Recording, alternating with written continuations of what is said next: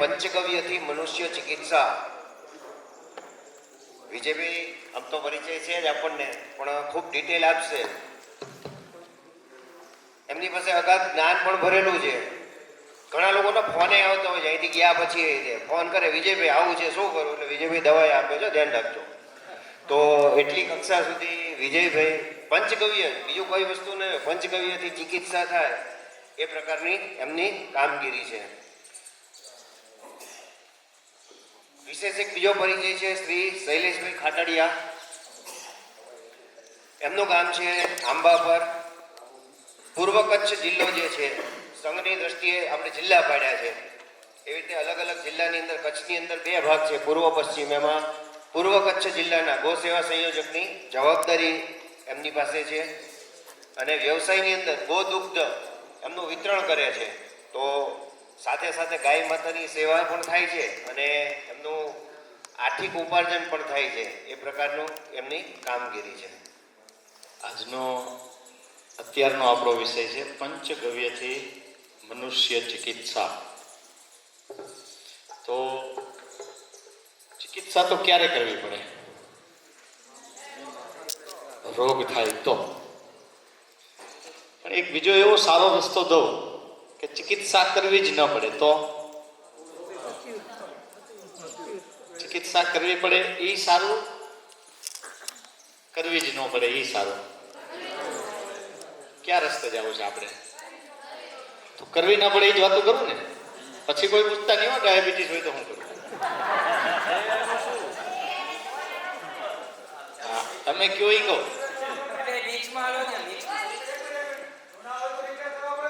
ઠીક, અચ્છા, ગાડી બગડી ગઈ હોય એને તો પેલા રિપેર કરવી પડે ને. તો પેલા રિપેર કરીએ, તો પછી આ હાજી છે એ બગડી જાય કામ. સવાલ જ નથી ને. એ રિપેર કરવામાં રહીએ તો અત્યારે સારી ગાડીઓ છે એ બધી બગડી જાય, તો આપણે એનું એ જ કામ રહેશે. તો આપણે બગડે નહીં એવું કરીએ ને પછી કંઈક રિપેરિંગનું વિચારીએ. સારું, એટલે હવે તમે કયો એ હું બોલું હો. મેં કંઈ નક્કી નથી કર્યું. જો તમે પેલા બધાએ કીધું કે આ કરો એટલે આપણે એ કરશું. સારું, તો સૌથી પ્રથમ બીમાર ન પડવું હોય તો બીમાર કોને નથી પાડવું? આપણા શરીરને. શરીરને તંદુરસ્ત રાખવું છે. આ શરીર કેવું છે, એ કેમ કામ કરે છે, એ આપને ખબર છે? આ શરીર શું છે આપને ખબર છે? બોલતા બંધ થઈ ગયા. આમ કંઈક બહુ માટી છે. પંચમહાભૂત છે, મતલબ 5 પ્રકારથી બનેલું છે. ઓકે, બીજું કઈ? એક સાધન છે. ત્રીજું, જો આપને ખબર જ ન હોય તો પછી હાજુ કેમ રાખવું એ કેમ ખબર પડે? હા, આપને ખબર છે બીજું કઈ શરીર શું છે? હાલો, ઓકે. એમાં કેવા કેવા પ્રકારના અંગો કેમ કામ કરે છે એ આપને ખબર છે?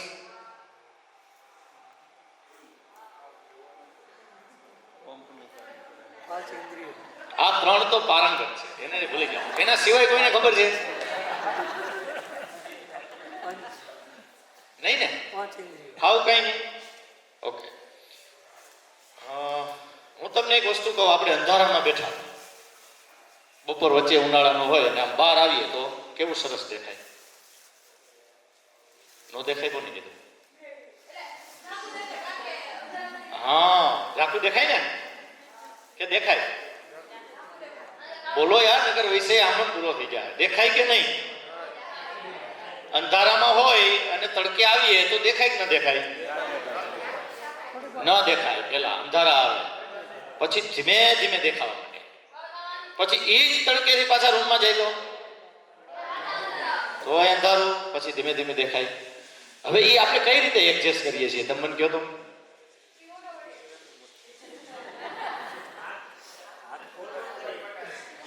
આપણે કઈ રીતે કરીએ છીએ એને એડજસ્ટ?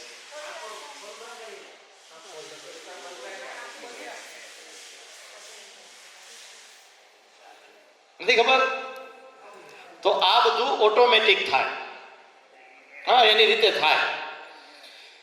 હવે એટલે જ્ઞાનેન્દ્રિયો અને કર્મેન્દ્રિયોની આપને ખબર છે કે 5 કર્મેન્દ્રિયો છે. હાથ આમ આમ કરવો કે નહીં આપણે નક્કી કરી શકીએ, પણ એ આંખની કીકી નાની મોટી કરવી એ આપણા હાથની વાત નથી. એ તો પ્રકાશને ધ્યાનમાં રાખીને સેટ થાય, બરાબર? એટલે એ સ્વયંચાલિત અંગો છે, એ પોતપોતાની રીતે ચાલ્યા જ કરે. હવે જે વસ્તુ પોતપોતાની રીતે ચાલતી હોય ને એને આપણે સમજવી પડે. એટલે એને હાવ વ્યવહારુ ઉદાહરણ દઉં કે બસ અને ટ્રેન. આપણે બસમાં ચડવામાં અને ટ્રેનના ચડવામાં આપણા બધાનું વર્તન બદલ હોય કે એક સરખું હોય? ન હોય, અલગ અલગ હોય. કઈ રીતે હોય? તો કે ટ્રેન આવે એટલે આપણે ફટાફટ પેલા થેલો બધું હાથમાં રાખીને એક હારે ચડી જાય. જો એમને લઈને ઉતરીને પાછા એમ થાય કે હમણાં થેલો લઈ જાય તો નીકળી જાય, તો એ ઊભી ન રહી. અને ઓમાં રાખ થેલો હજી બહાર પીડ્યો હોય. આવું કરી શકીએ ને? તો ઓમાં ટ્રેનમાં એવું કઈ થાય નહીં. એ શું કામે? તો કે એનો સમય થાય એટલે ભાગવું પડે, એ ઊભી રહે નહીં. એટલે એમાં બદલ આપણે કરવો પડે ટ્રેન વાળાએ. આપણે તો હાથ પગ આ બધા આંખ એ બધું આપણે સમજી શકીએ કે એમાં આપણે કરી શકીએ ફેરફાર, પણ સ્વયંચાલિત જેટલા અંગો છે એને આપણે સમજી અને એ મુજબ આપણે ચાલવું પડે. એટલે એવા અંગો એ ખૂબ મહત્વના હોય છે જે આપણા શરીરની અંદર છે. એટલે બધી જ ક્રિયાઓની ચર્ચા આપણે આજે નહીં કરીએ. આ ટેલર છે, આખું જોવું હોય તો એની તારીખ આપશો ક્યારે આવજો. એક છે પાચન ક્રિયા, જેના ઉપર આપણી તંદુરસ્તીનો સંપૂર્ણ આધાર હોય. બાકી બધી વસ્તુઓ પણ મહત્વની છે, પણ સૌથી મહત્વનું જેને કહેવાય છે પાચન ક્રિયા. થોડીક વાતો આપણે કાલે કરી હતી. શું કરી હતી? તો કે એમાં લાળ ગ્રંથિ હોવી એ આવશ્યક છે. લાળ ગ્રંથિ જેટલી સારી એટલું પાચન સારું. બીજું, હવે જ્યારે એ આપણે જમીએ છીએ ત્યારે અંદર જાય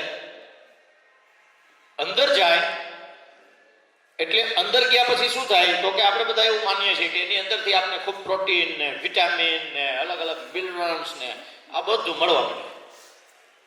એવું કાંઈ થાય નહીં. ખોટા વેગમાં નહીં રહેવું, કાંઈ ના થાય. તો શું થાય? રસ બને. તો આપણે જેમ બેનો આપણે રસોઈ કાચું સીધું બધું લઈ આવીએ, દૂધી ને બાજરાનો રોટલો ને આ ને તે બધું, પછી બેનો દઈએ, પછી એ રસોઈ બનાવે ને, એમ હોજરી એક એવું પાત્ર છે કે જે અન્નને આપણા શરીરને જોઈએ છે એવું તૈયાર કરે છે. બસ આનાથી વધારે બીજું કાંઈ નહીં. ત્યાં ગયું એટલે આપણે કંઈક મળશે, એમાંથી આપણે પુષ્ટ થશું. આ બહુ વધારે ખાધા કરશું તો થોડીક ફાંદ મોટી થાય. આનાથી બીજો ફાયદો એક નહીં. તો શું કરવાનું? નહીં જમવાનું? જમવાનું ને. તો હવે કેવું જમીને આપણે એને આપીએ તો એ વ્યવસ્થિત રીતે એને જેવું જોઈએ છે એવું કરવામાં એને સરળતા રહે. તો ઝીણું ચાવીને આપીએ તો હોજરીને એ અન્નને તૈયાર કરવા માટે, અન્ન રસ તૈયાર કરવા માટે એને સરળતા રહે. એટલે આ બે વસ્તુ હું તમને સાથે સાથે સમજાવું છું કે શરીરની ક્રિયાઓ અને આપણી દિનચર્યાઓ. એટલે આપણે ખોરાક કેમ જમવો, એટલે ચાવીને ખાવું જોઈએ. આપણે બધાએ સાંભળ્યું છે જ નહીં? 32 વખત ચવાય, ચાવીને ખવાય, નિરાતે બેસીને જમાય, આ બધું આપણે સાંભળ્યું છે. આ જ કરવાનું. નિરાતે ચાવીને જમવું. હવે આમાં આપણે નિરાતે જ્યારે ચાવીને જમીએ છીએ ત્યારે આપણે છાશનો ઘૂંટડો શું કામ ભરીએ છીએ? કોઈ કહેશે ધક્કો મારવાનો. તો ધક્કો મારવાનું તો આમાં ક્યાંય આવ્યું નહીં. ચાવીને જમવાનું આવ્યું. ધક્કો મારીને ખાવું એવું ક્યાંય છે? તો જમતા પીવાય કે નહીં? પીવાય. શું કામે ન પીવાય? તો પછી પીવાય. જેમાં પછી પીવાય. તો એ અંદર જાય. પેલા પીએ તો એ અંદર જાય, વચ્ચે પીએ તો એ અંદર જાય. તો પેલા પીધેલી શાંત ન કરે, પછી પીધેલી શાંત કરે, એવું તો બને નહીં. તો ચાવી ન શકાય. એટલે ચાવતા જો જમવું હોય તો શું કરવાનું? છાશ નહીં પીવાનું. બરાબર ને? છાશ નહીં પીવાની. તો જમી લીધા પછી પીવાની, એટલે જમીને પીવાની. એટલે જમતા જમતા છાશ નહીં, તો જ ચાવી શકશો, નહીં તો ચાવી નહીં શકો. એટલે ચાવીને એને એવું લિક્વિડ જેવું કરવાનું અને પછી ઉતરી જાય.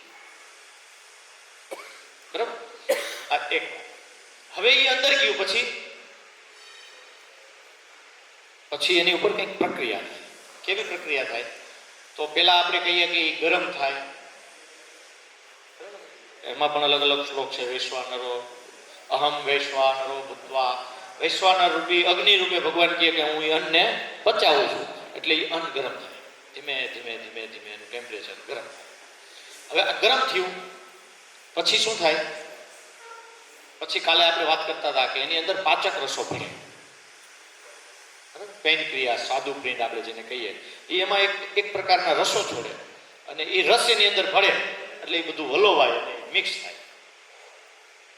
હવે આ મિક્સ થયા પછી આતરવામાં જાય. આને શું કહેવાય? આને પાચન ક્રિયા કહેવાય. હવે આપણે પૂછે કોઈ કે એને કેટલી વાર લાગે? કેટલી વાર લાગે પચતા? કયો ખોરાક લઈએ એના ઉપર. આપણે કહીએ 3 કલાક, 4 કલાક, 5 કલાક, 6 કલાક, બધાને અલગ અલગ લાગે. 72 કલાકે લાગે. હાલો, ઓકે. એટલે હવે આ કેટલી વાર લાગે? તો એ ખોરાક ઉપર આધારિત છે. કઈ રીતે સમજાવું? અત્યારે તમને ખૂબ ભૂખ લાગી હોય બપોરે, અને આપણે એમ કહીએ કે આજ તો ખાલી મગ ભાત છે, અને એ પણ મર્યાદિત, એક ચમચો, તો કેટલી વારમાં પચી જાય?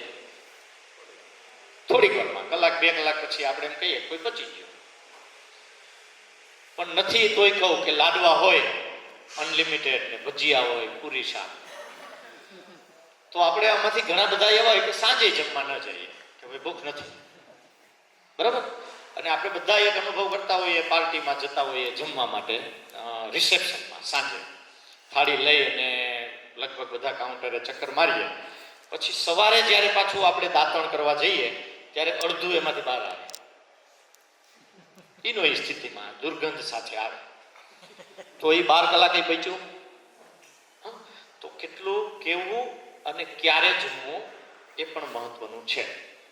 એટલે ક્યારેય આપણી અડધી હોજરીથી વધારે અન્ન ખવાય નહીં. તો અડધી કેમ નક્કી કરવું? કેમ ખબર પડે કે અડધી કેટલી? તો 750 ml, બરાબર છે? આની આસપાસ આપણું ભોજન લઈએ એ અડધી કહેવાય.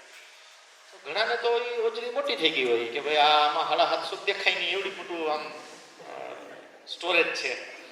તો એનું કારણ શું? તો હોજરી છે નહીં, કઈ લોખંડના પતરાની કે લોખંડની પ્લેટોની તો બની નથી કે આમ ભરાઈ જાય પછી ધીમે ધીમે આમ ઓવરફ્લો થઈને બહાર નીકળી જાય. પણ એની ઉપર જેમ દબાણ આવે એમ એ સ્નાયુઓ છે એ મોટા થાય. જેટલું દબાણ આવે એટલા સ્નાયુઓ મોટા થાય. તો ધીમે ધીમે ધીમે ધીમે એ એટલી મોટી થઈ જાય કે પછી થોડુંક જમીએ તો આપણને એમ લાગે કે હું જમું તો મને બહુ ભૂખ લાગે છે, બહુ ભૂખ લાગે છે. પણ આ આખા શરીરે ભગવાને એવી સરસ મજાની રચના કરી છે કે તમે જો જમવાનું ઓછું કરો અને થોડાક દિવસ ભૂખ લાગે, તમે એમ કહો ભલે લાગે, બરાબર, અત્યાર સુધી બહુ મજા કરી છે તો થોડાક દિવસ હું સહન કરી લઈશ. તો ધીમે ધીમે એ સ્નાયુઓ ફરી પાછા સંકોચાઈ જાય અને આપણે મૂળ સ્થિતિમાં આવી જઈએ. પણ આ કુદરતી પ્રક્રિયા છે. આપણે ઘા લાગે એટલે આપણે એમ થાય કે આપણે દવા લગાડીએ છીએ ને એનાથી રૂજાય છે. એવું નથી. રૂજાવું એ આપણા શરીરની પ્રક્રિયા છે. આપણું શરીર સતત સંઘર્ષરત છે એના રક્ષણ માટે. તો આપણે દવા શું કામ લગાવીએ છીએ? તો કે એને ઇન્ફેક્શન ન લાગે બહારથી. એટલું જ કામ આપણે કરીએ છીએ. ફ્રેક્ચર થાય તો ડોક્ટરને પૂછજો છે કે એવી કેવી દવા ફ્રેક્ચર જલ્દી હંધાઈ જાય? એટલે એમ કે કેલ્શિયમની અમે આપીએ. પણ એ કેલ્શિયમ આપણું શરીર પચાવી શકે એમ છે કે કેમ એ તો આપણે કે ડોક્ટરને કોઈ નથી ખબર. તો આપણું કામ ડોક્ટરનું શું? તો કે દુખાવો ન થાય, ઇન્ફેક્શન ન લાગે, બસ એટલાથી આપણી ચિકિત્સા પૂરી થઈ જાય છે. તો હવે આમાં કરવાનું શું છે? તો ફરી પાછું આપણો ખોરાકને જો મર્યાદિત કરીએ તો આપણે પાછા મૂળ સ્થિતિમાં આવી જઈએ. બીજી ભોજન સાથે જોડાયેલી આને આ પ્રક્રિયામાં બીજી વાત, એટલે કાલે જે આપણે ચર્ચા કરી હતી કે જમવા બેસીએ ત્યારે 2-4 વસ્તુઓનું આગ્રહપૂર્વક પાલન કરો. ઘરે કહેવાનું કે એ પછી આપણે અડધો પોણો કલાક આયોજન માટે બેસશું. જમતા જમતા કોઈ પણ પ્રકારની ફરિયાદ, કોઈ પણ પ્રકારના જે કંઈ તણાવયુક્ત વાતાવરણ નિર્માણ ન થાય એવી જ રીતે જમવું. એટલે હું એમાં ત્યાંથી આગળ સુધી કહું કે આપણા જે ઋષિઓ હતા એ ખૂબ દીર્ઘદ્રષ્ટા હતા. એટલે એને આપણે એમ કીધું કે જમવા બેસો ને એ પેલા એક મંત્ર બોલો. મંત્ર બોલવો. એ મંત્ર શું? તો અલગ અલગ રીતે અલગ અલગ બધા જ મંત્રનો સાર એક જ છે કે હું આ ભગવાનને અર્પણ કરું છું અને હું પછી આરોગું છું, એટલે આ પ્રસાદ થઈ જાય છે. હવે સમજો કે અત્યારે કોઈ આવીને આપને એમ કહે કે લ્યો આ પ્રસાદ, એટલે આપણે પ્રસાદ ખાઈએ પછી આપણે એમ કહીએ કે આમાં સાકર ઓછી છે, આમાં મીઠું ઓછું છે, આમાં આ ઓછું છે, આવું કંઈ કહીએ તો શું કહીએ? શું કહીએ? આ પ્રસાદ છે, બરાબર? એટલે પ્રસાદ છે એટલે એમાં ફરિયાદ જ ના હોય ને. તો મંત્ર આપણે બધા કદાચ બોલતા હશું કે નહીં બોલતા હોઈએ, પણ એ મંત્ર બોલીને જનતા પછી એ ભાવ મારામાં નિર્માણ થયો કે આ પ્રસાદ છે, કે પછી આપણો ભાવ એ આવે કે આ તને કેટલી વાર કીધું, કાં તારે વધારે હોય કાં ઓછું હોય, કોઈ દી માપે નહીં. આમ કહીએ કે આ પ્રસાદ છે, એમ કહીએ. તો આવું થવું જોઈએ. આ માત્ર વિધિ નથી, આ ભાવ જાગૃતિનું કામ છે. એમાં ખરેખર ભાવ જાગૃત થવો જોઈએ. ઘણી વખત આપણે એમ કહીએ કે જલ્દી જલ્દી આમ મંત્ર ચાલુ, તો એમાં કઈ ભાવ જાગૃતિ થતી નથી. તો ભાવ જાગૃતિ સાથે જ્યારે મંત્ર બોલીએ ત્યારે મન છે એ પ્રફુલ્લિત થશે, ત્યારે અન્ન છે એ પ્રસાદ લાગશે, અને ત્યારે એ કંઈક નાની મોટી ભૂલો હશે, હોઈ શકે ક્યારેક ક્યારેક. પણ આમ છતાં હું તો અવારનવાર એક કહું કે બેનો રસોઈ કરે છે ને એટલે રોજ ખાવા પડે છે. જો એ સમયે એવું કીધું હોત કે ભાઈઓને રસોઈ કરવાની ને બહેનોએ કામે જવાનું, તો કદાચ બેન કામ કરી લે, આપણે અઠવાડિયામાં 3 વખત બહાર લઈ જવા પડે. આજ નહીં. બરાબર? એટલે તમે જોજો કરે કે 60 વર્ષ સુધી એક પણ સિંગલ રજા વગર એને ક્યારેક માથું દુખ્યું હશે, ક્યારેક થાક લાગ્યો હશે, ક્યારેક આપણાથી કંટાળ્યા હશે, તો આપણું ખાવાનું બને. બરાબર? એટલે એ પણ ત્યારે યાદ કરવા. એટલે ખરેખર ભોજનમાં ભાવ નિર્માણ થશે, અને આ નિર્માણ સાથે જમીએ એટલે આપણી બધી જ ગ્રંથિઓ સક્રિય થઈ જશે, અને બીપી, ડાયાબિટીસ આ બધું શાંત થઈ જશે. બરાબર? આ એક વિષય. બીજું, આયુર્વેદ એમ કહે કે ભૂખ લાગે ત્યારે છે. આપણો બધાનો સિદ્ધાંત સમય થાય એટલે જમાય, 12:30 વાગે જમી લેવાય, પછી ભૂખ લાગી હોય ન લાગી હોય. એટલે મોટામાં મોટી ભૂલ આપણે બાળકોમાં પણ કરીએ છીએ. જમવા ટાણે ન જમે એટલે આપણે ધરાર જમવાનો આગ્રહ કરીએ. સમય મળે તો આગળ વિચારશું, પણ આપણી અત્યારે વાત કરીએ કે ભૂખ લાગે ત્યારે શું કામ જમ. તો સમજો આપણી હોજરી ખાલી થઈ જાય, એની અંદર જે કંઈ મટીરિયલ છે એ આંતરડામાં જતું હોય, તો આપણું શરીર આપણે કહે છે નહીં કે હવે કંઈક દે આમ. આપણી શક્તિ ઘટે તો આપણે તરત જ અહેસાસ થાય છે કે નથી થતો કોઈને કે ભાઈ હવે આમ મને થાક લાગ્યો, મને ભૂખ લાગી, મને ઓટકાર આવ્યો. ઓટકાર તો લગભગ ગયા બધાને. ઓટકાર આ ઓલા ગેસના આવે ખાટા ને તીખા, આ સિવાય ધરાઈ રહીનો ઓટકાર આવે એ લગભગ મને નથી લાગતું કોઈને આવડતો હોય કે હા ધરાઈ ગયો. હા, આવું ગયું.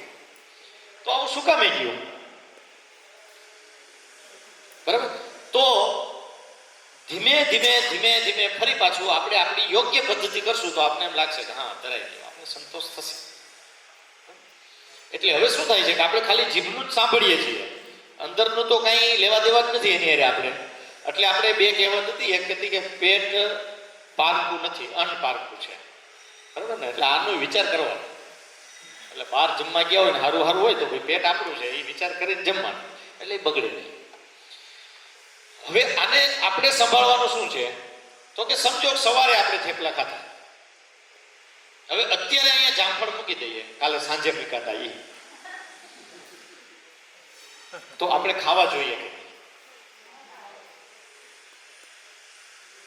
બે ત્રણ જણાએ આમ આમ કીધું, બે એક જણા કે ભાઈ જામફળ મીઠા હતા હો, મુકાઈ ગયા. હા? ખવાય કે નહીં? તો હું કહું ન ખવાય. હવે શું કામ ન ખવાય? તો આપણે જ્યારે અત્યારે આપણે કેટલા લોકો છીએ?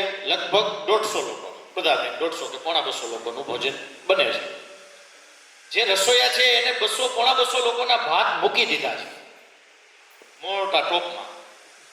અને હમણાં આપણે સૂચના આવે કે અમે 50 જણા ઓર આવીએ છીએ, તો 150 જણામાં 50 જણા સમાઈ જાય નહીં? તો ભાત નાખવા પડે ને, બીજા 5 કિલો ભાત નાખવા પડે. કેટલા?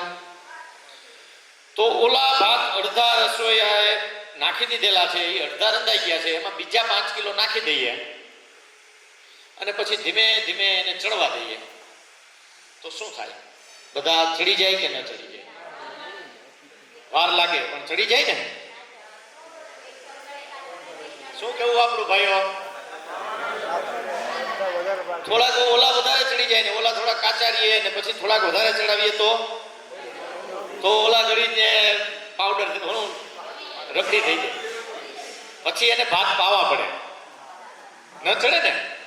તો કોઈ દિવસ વિચાર કર્યો 40 વર્ષમાં પેટ હોજરી ખાલી થાય પછી જમાય, ખાલી થાય પછી જમાય.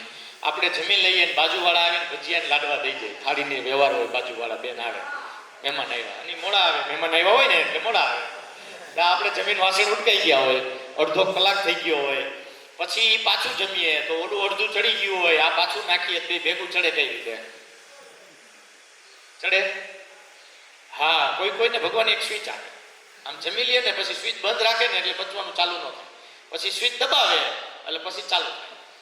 આવું કોઈને ખરું નહીં? તો એને ન જાય. જેને જેને આવા પ્રકારની સ્વિચો આપી હોય એને ગમે એમ છો. હવે આ સ્વયંચાલિત પ્રક્રિયા છે, એને જ્યારે જ્યારે આપણે વિક્ષેપ કરીએ છીએ ત્યારે ત્યારે બીમારીઓનું નિર્માણ થાય.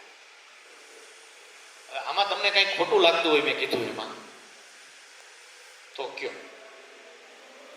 નથી લાગતું? આગળ વધીએ.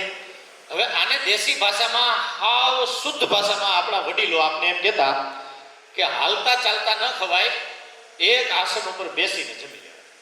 બધાએ સાંભળ્યું હતું ને? બસ આટલું આપણે સાંભળી લઈએ ને એને સ્વીકારીએ એટલે લગભગ 60-70% બીમારીઓ જતી. હવે આ હોજરીની અંદર આવા સરસ મજાનું તૈયાર થયેલું એક મટીરિયલ એમાં ને એમાં પડ્યું છે, તો પણ એમાંથી હજી આપણે કઈ શક્તિ મળતી નથી. પછી એ નાના આંતરડાની અંદર છૂટે, એટલે નાના આંતરડામાં જાય. નાનું આંતરડાની આમ ડાયામીટર નાનું, લંબાઈ વધારે. હવે એની અંદર જાય ને એટલે એ આંતરડું છે ને એમાંથી રસ ખેંચવાનું ચાલુ કરે, એમાંથી પ્રવાહી રસ ખેંચે.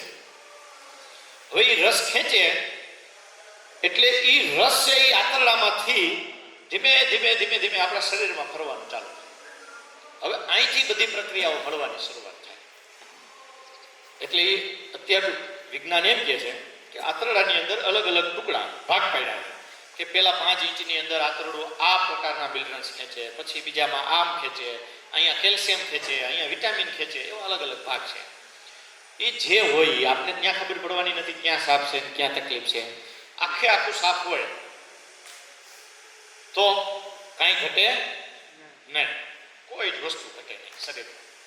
આપણે જે જમીએ એમાંથી શરીર બધું જ નિર્માણ કરી લે, કંઈ ઘટે નહીં. હવે આપને એમ થાય કે કાંઈ ન ખાય તોય ગમે બનાવી લે. હા, તમે જો રોજ દૂધ પીવો તો એ દૂધની અંદર લાલાશ, લાલ કલર ક્યાંથી આવે? લોહી લાલ કરી નાખે. નહીતર દૂધ, જે ઘણા લોકો એમ કે દૂધ સિવાય કાંઈ નથી લેતા. આપણામાં તો એકાદ બે એવી વસ્તુ આવે જેમાં ચટણી, લાલ મરચું હોય, બરાબર, જે કામનું નથી. આમ છતાં આપણે એમ થાય કે એમાંથી કદાચ લાલ બનતું હોય, પણ એવું કંઈ હોતું નથી. તો ધીમે ધીમે એનું લોહી સફેદ થઈ જવું જોઈએ ને, કે આમાં તો કલર જ નથી. કલર આવે ક્યાંથી? કોઈ પણ વસ્તુ બનાવવી હોય તો એને કંઈક મટીરિયલ તો એવા પ્રકારનું દેવું પડે ને, નહીતર ક્યાંથી આવે? પણ એ શરીર બધું જ નિર્માણ કરી લે, એટલે એને કાંઈ જરૂર નથી. હવે એને બીજી રીતે સમજાય એવી રીતે કે આપણે બધા વિચારીએ બાળક જન્મે ત્યાંથી એક પાવડરનો ડબ્બો લાવીએ અને પછી જોઈએ કઈ કંપનીનો છે, અને પછી આપણે થોડુંક વિચારીએ કે અમારા બાળકને તો અમે છે ને પાવડર જ પાયો. શું કામે? તો કે એની અંદર પ્રોટીન, કેલ્શિયમ, ખનિજ આ બધું નક્કી જ હોય એટલે એને કોઈની તકલીફ ન પડે. બરાબર? આવું વિચારીને પાઈએ છીએ નહીં પાવડર. તો આ જે કઈ પ્રકારના વિટામિન્સ, પ્રોટીન્સ આપણે પાઈએ છીએ એ બાળક ધીમે ધીમે મોટું થયા પછી એ શારીરિક રીતે, બૌદ્ધિક રીતે, માનસિક રીતે પાવરફુલ, મજબૂત થાય છે કે એની શારીરિક ક્ષમતા ઓછી હોય છે. બીજું, આપણે બધા જ લોકો એવા મજૂર લોકોને જોયા હશે કે જેમના બાળકો રોડ ઉપર એમને સૂતા હોય, સવારે એક રોટલી બનાવીને લઈ ગયા હોય, એ બપોરે એમને કોરે કોરી રોટલી આમ કાપીને દઈ દે, એ છોકરું ખાઈ લે અને ઘડીક રોતું હોય તો એમ કે ત્યાં પાસે ન જવાય, વધારે રોવે, એ ઘડીક રોઈને થાકી ભૂઈ જાય. બરાબર છે?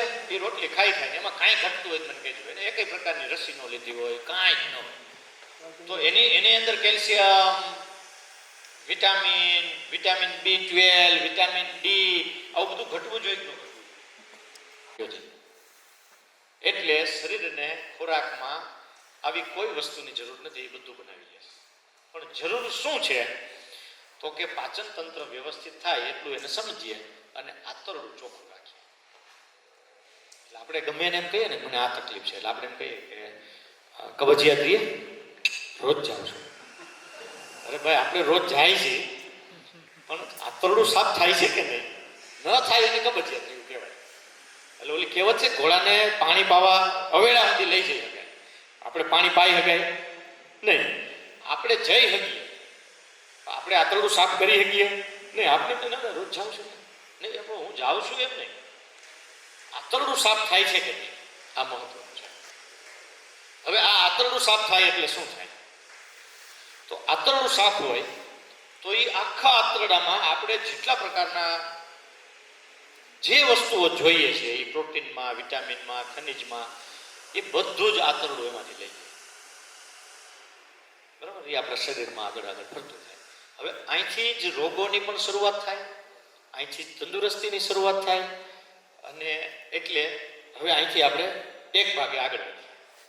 સમજો કે સામાન્ય સમસ્યાઓ જે આપણે ઘરમાં કાયમ છે કે કેલ્શિયમની ઉણપ અને વિટામિનની ઉણપ, આ લગભગ સળગતો પ્રશ્ન થઈ ગયો છે. લગભગ ઘરોની અંદર બહેનોને વિટામિન B12 ઘટતું હોય અને કાં કેલ્શિયમ ઘટતું હોય, ખાંધા દુખતા હોય, ગોઠણ દુખે, કમર દુખે, ડિલિવરી પછી બહેનોને કમર દુખે, તો આ પણ કેલ્શિયમની ઉણપ છે.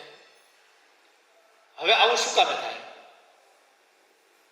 તમે જુઓ, આજથી અમુક એક વર્ષ પહેલા આપણે એમ કહીએ કે આજે બેનો પહેલેથી જ કેલ્શિયમની ગોળી રોજ ચાલુ કરી દે, કેટલા સમય સુધી લે, કેટલા પ્રકારની રસી લે, કેટલા પ્રકારનું બધું કાળજી રાખતા રાખતા રાખતા રાખતા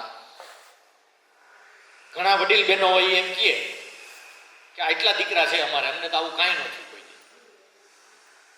એમને કોઈ દી કાંઈ તકલીફ ન થાય, એને કોઈ દી કેલ્શિયમ ન ઘટે, એને કોઈ દી ગોઠણ ન દુખે, એને કાંઈ ન થાય.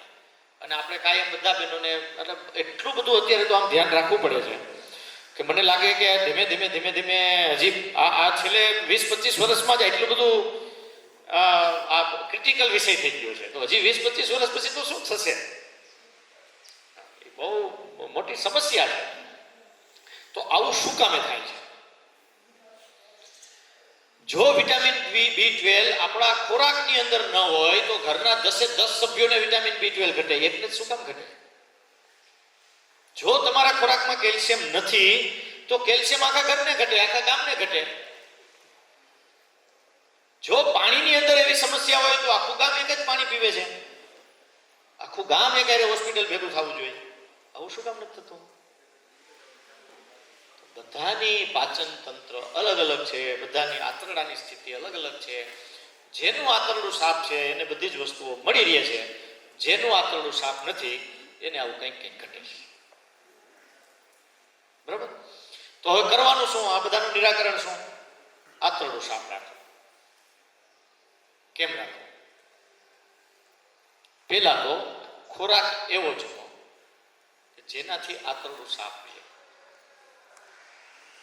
એવો ખોરાક કયો કયો? તો કે મેંદો, બહારની વસ્તુઓ. આપણે જેટલી બહારની વસ્તુઓ ખાઈએ છીએ ને એ બધું જ આપણા આંતરડાને બગાડનાર છે. એ બધું બંધ કરી દો.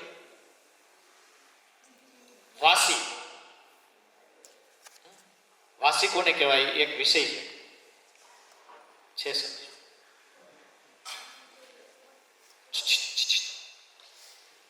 એક જણો આ બાજુ ગયા હાલ ફટાફટ.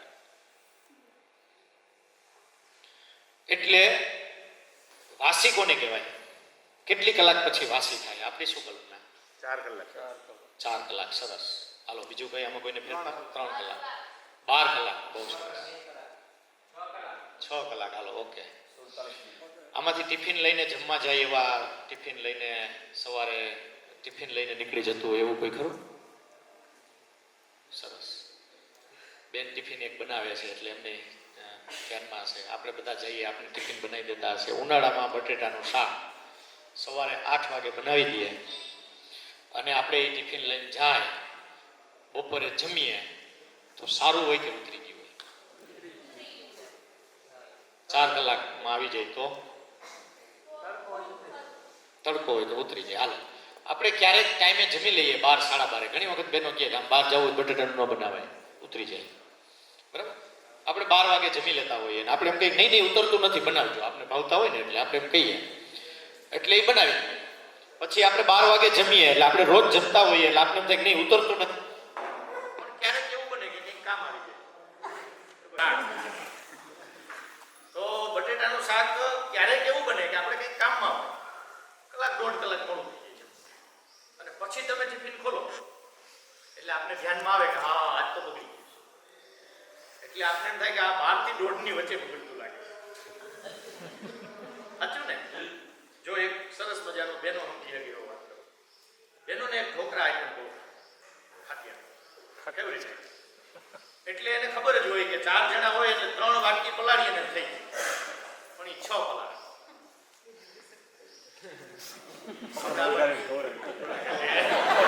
6 વાટકી પલાળે. પછી શું કરે? સાંજે એ ઢોકળા બધા કરતા એટલે આખું ઘર જમી લઈએ ને એટલે અડધામાં લગભગ પતી. પછી અડધા ઢાંકીને મૂકી દઈએ. સવારમાં આપણને એ જ ઢોકળા વગાડી આપે. બરાબર? પછી સાંજે જોઈએ એટલા સવારે ન જોઈએ. સાંજે સવારે એટલા બધા તો ફૂટે જ નહીં. એટલે લગભગ એકાદ થાળી વધે. એટલે એ બેનો તોય ચોકડી ન મૂકે, એને રકાબી ઢાંકી અને આમ ગેસની બાજુમાં મૂકી. પછી એ બધું આપણે જમીને નીકળી જાય. પછી રજવારી પોતા કરીને 10:30 ફરી પાછા રસોડામાં બપોરની રસોઈ માટે આવે. એટલે એક હાથમાંથી ઢોકળું લે, મારી બાજુ મોઢું કરે અને આમ ઢોકળાને ફોડે. શું કામે ફોડે? હા ભાઈઓ ફોડે. એને ખબર છે. હવે સમજો લાળ હોય તો ઈ પાછું મૂકીને આમ ચોકડી બાજુ ધક્કો મારી દે. અને લાળ ન હોય તો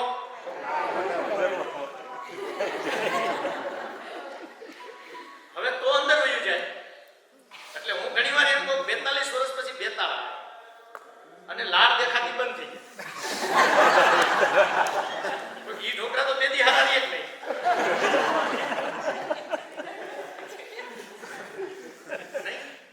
સારું બેનોની આ કદાચ એમાં એમને નહીં આવતા હોય.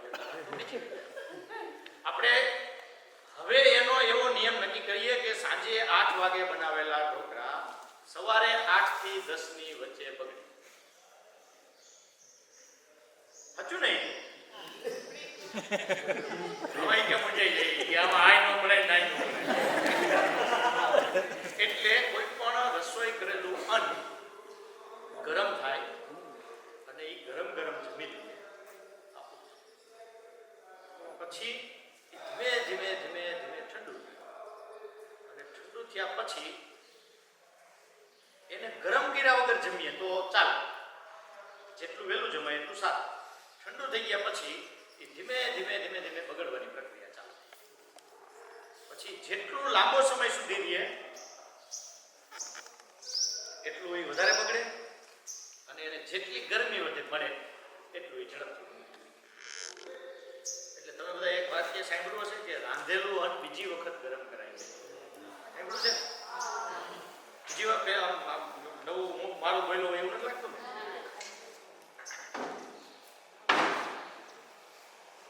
એટલે આ વાત હું જ્યારે કરું ને ત્યારે બહેનોને કહું પેલા ઘરે જઈને કહેજો હું કામે હવે ગરમ કરી દેવાનું બંધ કર્યું છે, બરાબર ને? નહીતર એને એમ થાય કે શિબિરમાં ગયા તેદુના બગડી ગયા, તેદુના ગરમ નથી કરી દેતા. નકર હું 1:30 વાગે આવું એટલે દાળ ગરમ કરી દઈએ, શાક ગરમ કરી દઈએ, રોટલી ગરમ કરી દઈએ અને પાછું આપે. અને વાં ગયા તેદુનું બંધ કરી દીધું. એટલે એને તો એમ થાય ને કે મેં કીધું ને બંધ કર્યું. એટલે તમારે પહેલા સમજાવવાનું શું કામ આપણે ગરમ નથી કરતા, પછી એ ગરમ કરીએ તો એ બગડે. એટલે રાંધેલા અન્નને ક્યારેય બીજી વખત ગરમ કરાય નહીં. એટલે બહેનો છે એને આ પ્રક્રિયાની ખબર છે કે રસોઈ કેમ કરાય. એટલે આપણી ઘરે મહેમાન આવે એટલે આપણે 10 વાગે કહીએ કે મહેમાન આવવાના છે, એટલે બહેનો પહેલું કામ શું કરે? દાળ ભાત કે બીજું કાંઈ? કે પેલા રોટલી કરી નાખો પેલા, કે આવે પછી પાણી ભરી દેવું, ચા કરી દેવી, મારી બુક લાવો, મારી ડાયરી લાવો ને આપણે ઊભું રહેવું.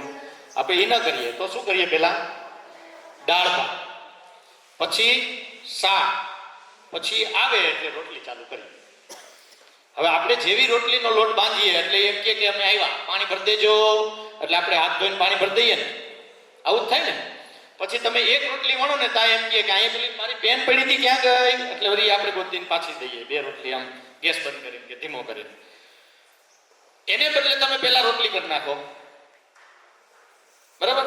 પછી શાક કરી નાખો, પછી ભાત બાફવા મૂકો, ભાઈ આવે એટલે આપણે ફ્રી એમ કે બોલ પેન હાલ્યો, પાણી હાલ્યો, હાથ ધોવા પડે વચ્ચે વચ્ચે.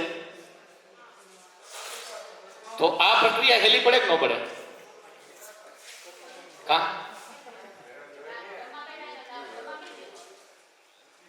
ભાત ચડી જાય પછી દેવાનું હે? ના એ એટલે એટલો ટાઈમ હોય ને, એવું ના થાય. એ એટલે આપણે નથી કરતા કે ભાતને ઠંડા થતા વાર લાગે, દાળ ભાતને ઠંડા થતા વાર લાગે. રોટલી ઝડપથી ઠંડી થઈ જાય. એટલે રોટલી છેલ્લે કરીએ ને તો એને ઠંડી થતા લઈ ઝડપથી ઠંડી નથી થતા, એટલે ઠંડી થઈ જાય. અને દાળ ભાત તમે વહેલા કરી લ્યો તો એ ઠંડા ન થાય, ગરમ ગરમ જે ઢાંકીને મૂકી દો. ટ્રાય કરજો, બરાબર? એટલે એ આપણે પહેલેથી આવેલું આવે, આમ કરવું, આમ કરવું, આમ કરવું, આમ કરવું. હવે એ ભૂલાઈ ગયું કે આ હું કામ પહેલા કરવાનું, ઓલું પછી કરવાનું. એટલે તમને આપને એમ લાગે કે ના ના એવું નથી, ત્યાં સુધી રાહ જોયું, એવું નહીં. એ તો તમે એડજસ્ટ કરી લ્યો, કરી શકો.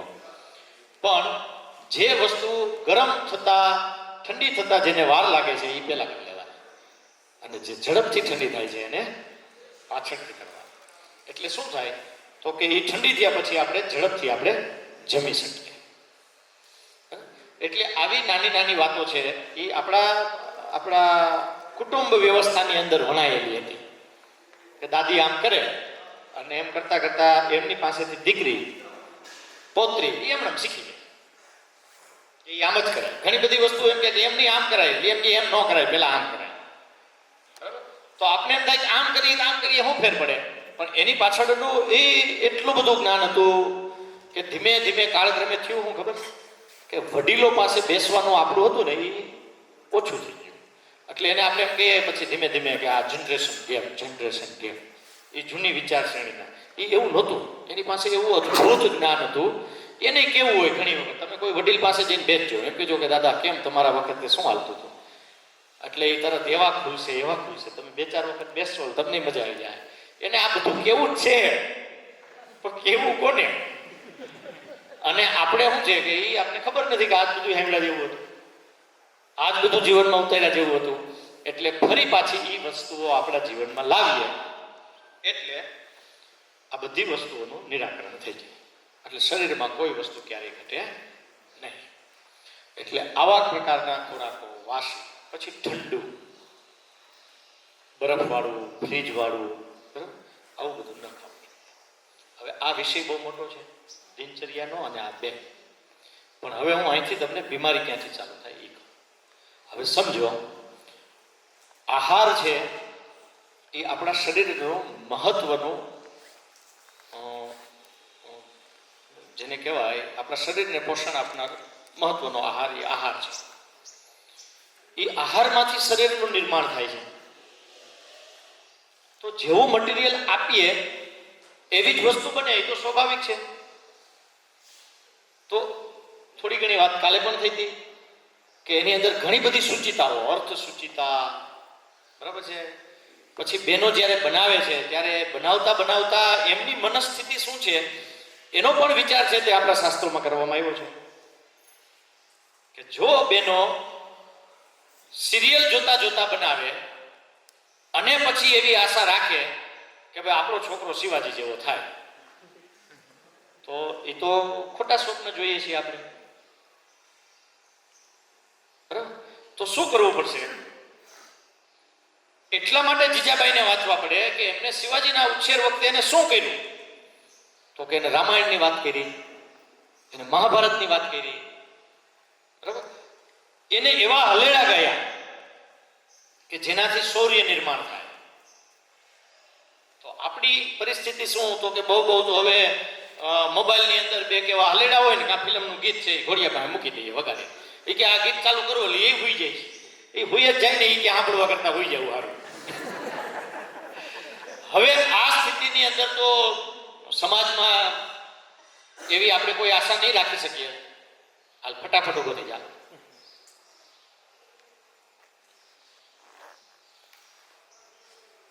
બરાબર? એવી કોઈ આશા આપણે સમાજમાં નહીં રાખી શકીએ કે આવું ફરી પાછા આવા શૂરવીરો, આવા સંતો, આવા ઋષિઓ એ સમાજની અંદર નિર્માણ થાય. તો એના માટે તો જેવું અન્ન જમીએ છીએ તો એ અન્નની નાની બાબતો તે આપણે કાળજી રાખવી જોઈએ.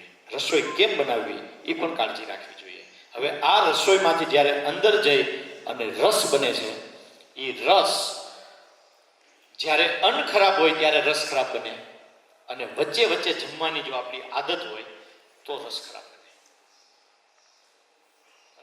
એટલે અડધા ભાત ચડેલા હોય, અડધા ભાત કાચા હોય, અને આપણે જમવા બેસીએ ત્યારે આપણે એમ કહીએ કે આ ભાત કાચા રહી ગયા છે. ભજીયું હે આમ તેલ આવી ગયું હોય અને એ ઉપરથી કડક થઈ ગયું હોય, આમ દબી એટલે પિચકારી મારે, એટલે આપણે એમ થાય કે આ પણ કાચું છે, એટલે આપણે તેલ ધીમું કરીએ. બરોબર? એવી ને એવી પ્રક્રિયા અંદર હોજરી કરી શકતી નથી. એટલે શું કરવું પડે, તો કે એની કાળજી આપણે કરવી પડે. એટલે અડધું અન્ન પાકેલું, અડધું કાચું, આવું કાચું પાકું અન્ન જ્યારે આપણા આંતરડામાં જાય એટલે હવે એ એવી રીતે મૂંઝાય હોજરી કે સવારે આ હાથ થેપલા ખાઈ ગયો અને આ કલાક પછી બીજા પાછા 2 સફરજન સુધારીને ખાઈ ગયો, તો ઓલા હાથ થેપલા અડધા કાચા અડધા બચ્યા છે, એમાં આ પાંચે 2 સફરજન આવ્યા, તો હવે આ સફરજનને જો પકાવવા જાવ તો થેપલા બળી જાય, અને થેપલા એમનેમ છે એમનેમ રાખશું તો સફરજન કાચું રહી જાય. હવે એની પાસે કઈ બે જુદું જુદું પાત્ર જુદા કરીને વારાફરતી ચડાવવાની કઈ સુવિધા છે નહીં. એટલે એ જ્યારે રસ હોજરીમાં જાય અને એમાંથી હોજરી રસ ખેંચે એટલે એ અપક્વ, કાચો અથવા તો દૂષિત રસ એ શરીર ખેંચે. એટલે આયુર્વેદે તંદુરસ્ત માણસના જે લક્ષણો કીધા એમાં એમ કીધું સમ ધાતુ સમાગ્નિશ્ચ સમ દોષ મલક્રિય. એટલે સમ દોષ 3 પ્રકારના વાત પિત્ત કફ આ જેના સંતુલિત છે, સમ છે. પછી સમ ધાતુ, સમ દોષ અને 7 પ્રકારની ધાતુઓ જેની એ શુદ્ધ છે. એટલે હવે દૂષિત રસ જ્યારે શરીર બનાવે તો રસ શેમાંથી બને એ આપને ખબર છે. શેમાંથી બને? ખોરાક. તો રસ પછીની જે ધાતુ છે એ રસ પછી છે રક્ત. તો રક્ત શેમાંથી બને? ખોરાકમાંથી બને? રસ ધાતુમાંથી બને. શેમાંથી બને? રસ ધાતુમાંથી બને.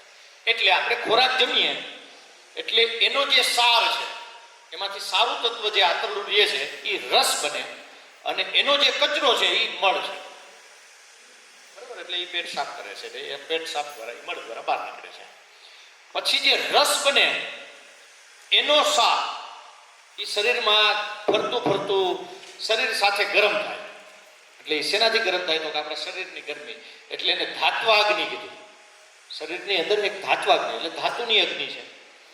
એમાં એ પાકે, એમાં એ પાકે એટલે એ પાયકા પાકતા એનો જે સાર એટલે રક્ત અને પાછું એનો પણ મળ છે એ આપણા શરીરમાંથી બહાર નીકળે છે. બરાબર? એટલે હવે એ રસ બને, પછી રસમાંથી માંસ બને, માંસમાંથી મજ્જા બને, એમાંથી અસ્થિ બને, એમાંથી શુક્ર બને, એમ 7 ધાતુઓનું નિર્માણ થાય. હવે આ 7 ધાતુઓ જેની શુદ્ધ છે એ તંદુરસ્ત.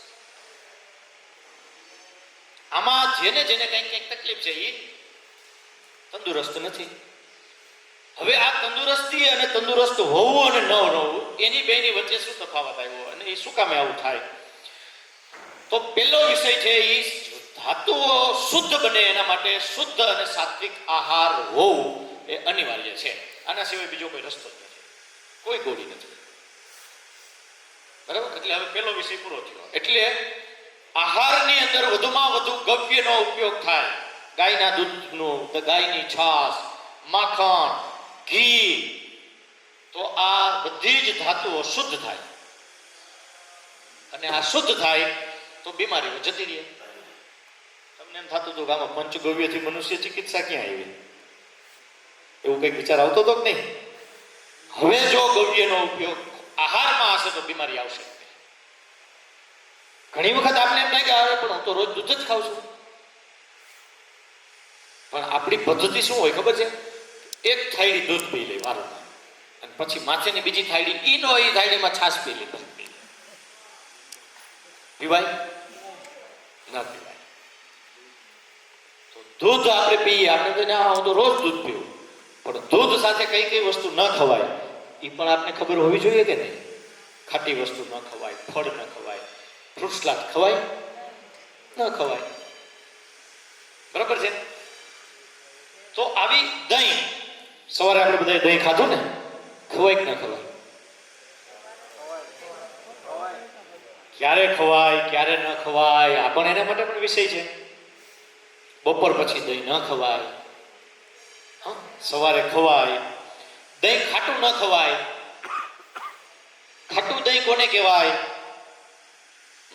તો આ ગવ્ય ઉપર પણ ખૂબ ઘણું બધું આપણે કીધું છે. સમજો કે આપણે અત્યારે દહીંને મેળવીએ અને સાંજ થાય તો દહીં થઈ જાય. શિયાળો છે તો પણ થઈ જાય, થઈ જાય. અને એને આમ ચમચી ભરીને ખાઈએ તો કેટલું મોડું હોય.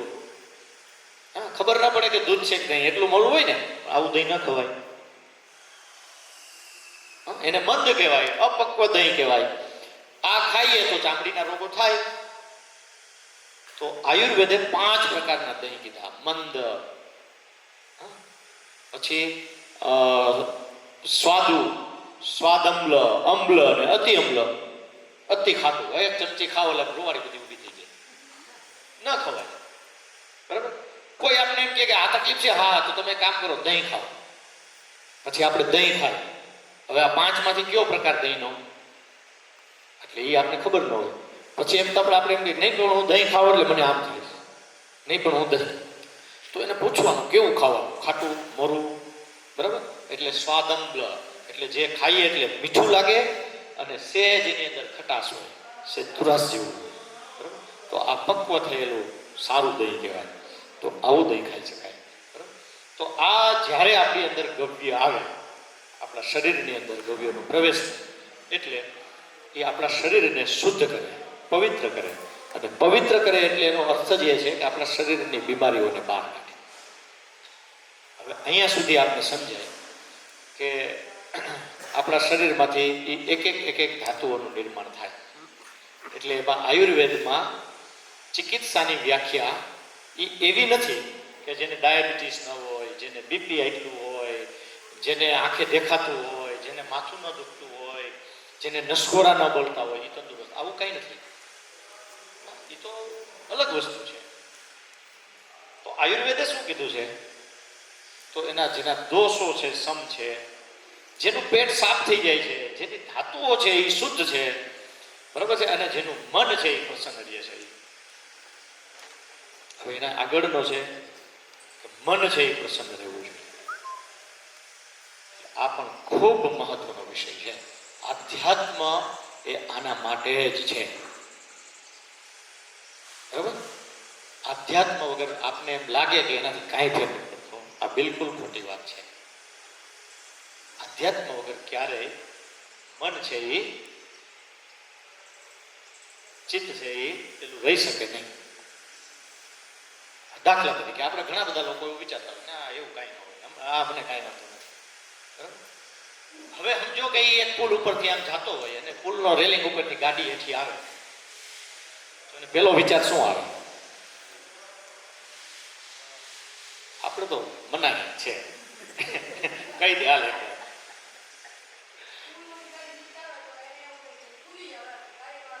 વાહ, એટલે જ ના મળવું, એનો વિચાર ક્રાંતિકારી જોઈએ, એને એમ થાય કૂદીને વયો જાય નદીમાં. આપણે કાંઈ થોડા કાંઈ એમાં ડૂબી જવાના નથી.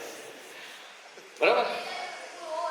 હા, ત્યારે એને યાદ આવે છે કે ભાઈ હવે એટલે હા આવું ભૂલમાંથી જ પડીએ એમ નહીં, પણ ખરેખર હલવાઈ જાય ને તો એમ થાય કે ભાઈ આવું. એટલા માટે તો ભગવાન છે. સમજો કે કોઈ પણ પરિસ્થિતિ આવે, નિર્માણ થાય એટલે આપણે શું કહીએ કે હા એ તો ભગવાનની ઈચ્છા હશે એવું થાય.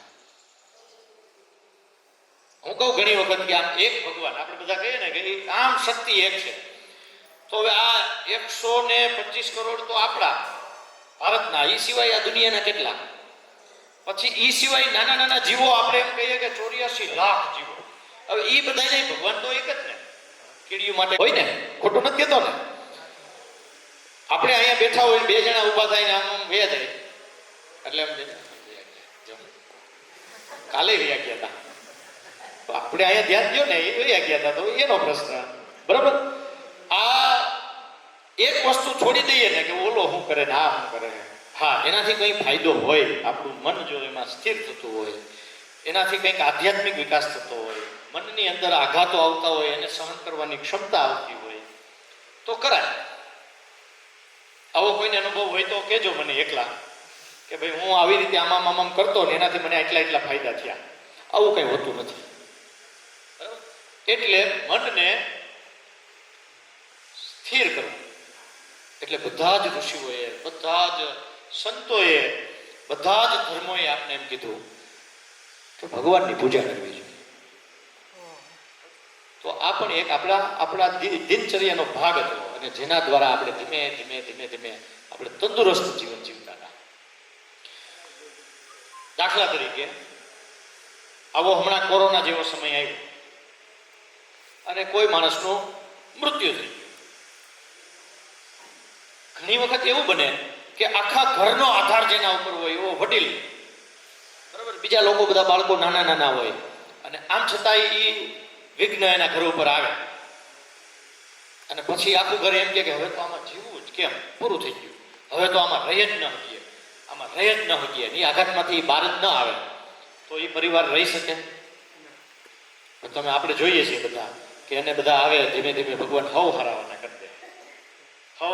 કરી દે અને આ ભગવાન હવ હરાવાના કરી દે કે તમે જોવો છો એ 4-6 મહિનામાં ધીમે ધીમે બેન છે એ નાનું એવું કામ ગોતી લે, ઓલો 15-16 વર્ષનો થઈ ગયો ધીમે ધીમે એ કામ ગોતી લે.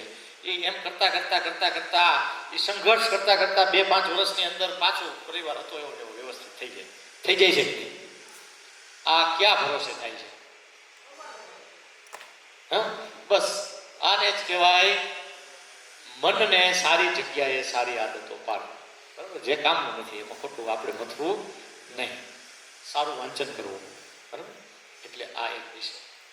હવે કાલે બીજો વિષય એવો હતો કે હવે પ્રકારની બીમારીઓ જે છે ને, હવે એ એક અલગ પ્રકારની છે.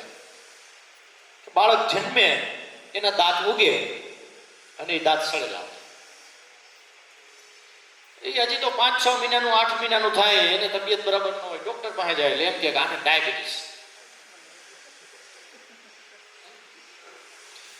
5 વર્ષનું 6 વર્ષનું બાળક થાય, કોઈ કે આને કેન્સર છે, કોઈ આને વાલની તકલીફ છે, આને હૃદયમાં તકલીફ છે, આને આ તકલીફ છે, ઓલી તકલીફ છે. જે તકલીફો પેલા આખા ગામમાં આપણે કલ્પના નહોતા કરતા એવા જન્મની સાથે બાળકોને થવા માંડી. આનું કારણ શું? તો એનું કારણ પણ માતાઓ અને પિતાઓનો ખોરાક, એમની દિનચર્યા, એમની રહેણી કેણી. બરાબર? આ એ જ છે. એટલે એમાં એક કાલ વાત કરી કે દૂધ, કેવું દૂધ ખાવું, એમને વાત કરી એટલે વધારે નથી કહેતો કે બીટા કેસીન નામનું જે એક પ્રોટીન છે એ જ્યારે માતાના શરીરમાંથી જ્યારે બાળકના શરીરમાં જાય તો બાળકના શરીરમાં એનો જો પ્રભાવ પડે તો એના મન ઉપર અસર થાય, મંદબુદ્ધિનું બાળક જન્મે, ડાયાબિટીસ વાળું બાળક જન્મે, કિડનીની સમસ્યાઓ થઈ શકે, હૃદયની સમસ્યાઓ થઈ શકે. આવું હું નથી કહેતો, આવું અત્યારનું વિજ્ઞાન કહે છે. હવે આપણે વિચાર કરીએ કે બાળક તંદુરસ્ત, બુદ્ધિશાળી અને સારા બાળકની ઈચ્છાવાળા દંપતીઓ કેટલા પ્રયાસો કરે છે. ગર્ભ સંસ્કાર, પછી ખોરાક, કેલ્શિયમ, રસીઓ અને કેટલું બધું પરિણામ, કેટલા બધા પ્રયત્નો પછીનું પરિણામ શું? હા, એ 6 વર્ષનો છોકરો આમ પબજી રમતો હોય અને ફટાફટ ગેમ ખોલે અને ફેસબુકમાંથી ગમે એ ગોતી દે ને એટલે આપણે ગૌરવ અનુભવીએ કે જો આ 6 વર્ષે આ કરે છે. આ વિકાસ છે? આ એ બુદ્ધિશાળી છે? તો આ મજબૂત મનનો છે? આ શારીરિક ક્ષમતા વાળો છે?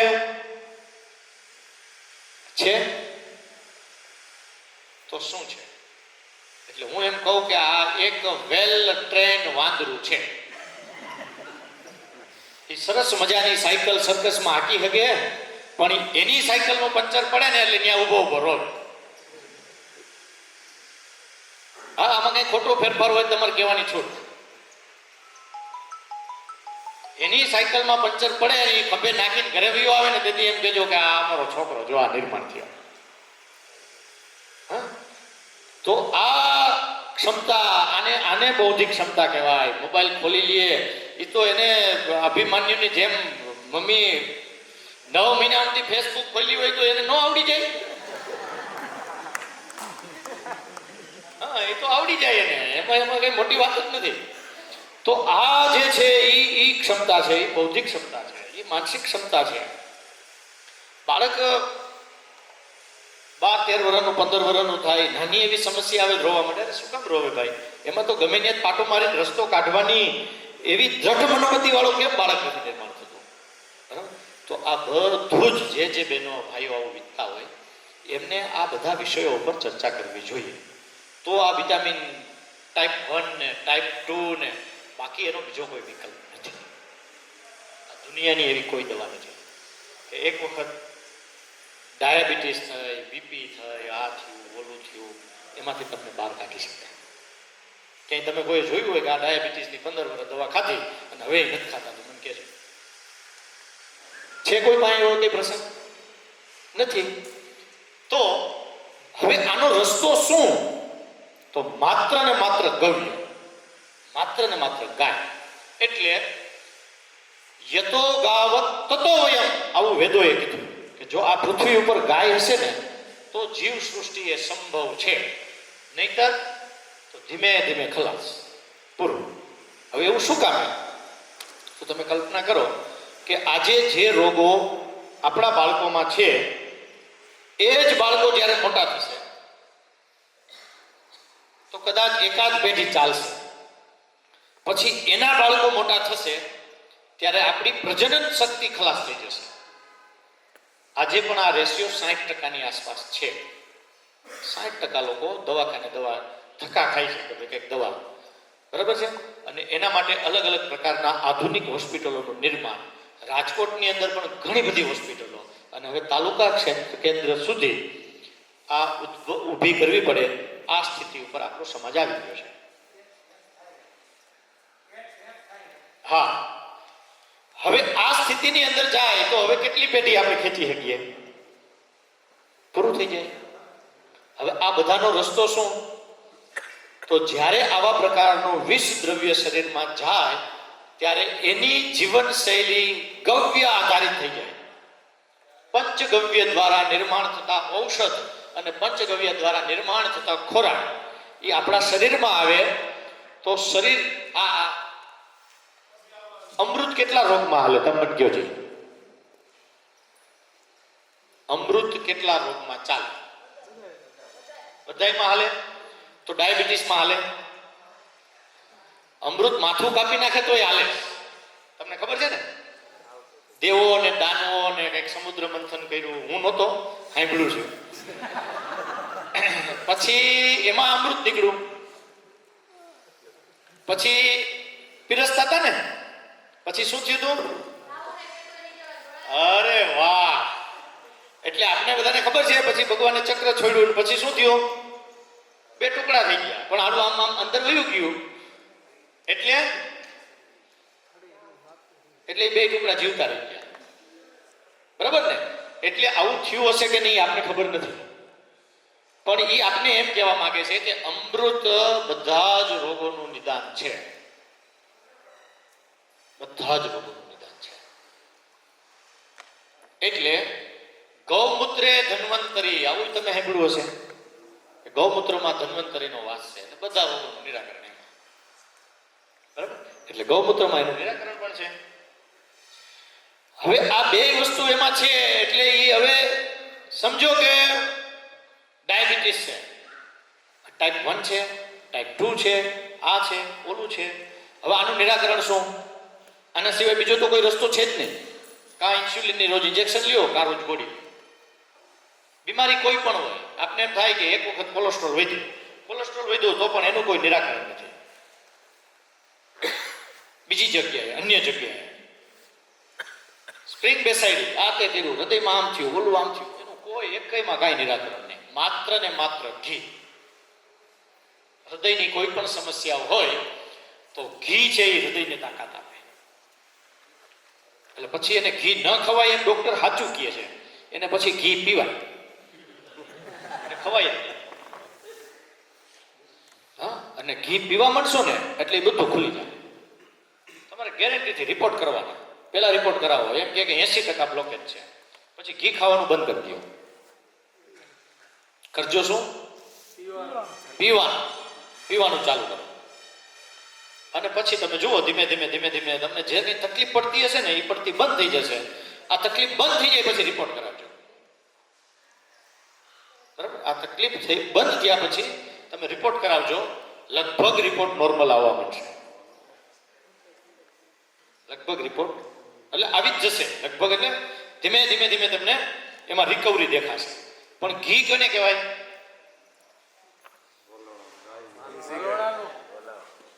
ખબર છે કે કહું? હા કે ના? કઈક તો કયું? હા.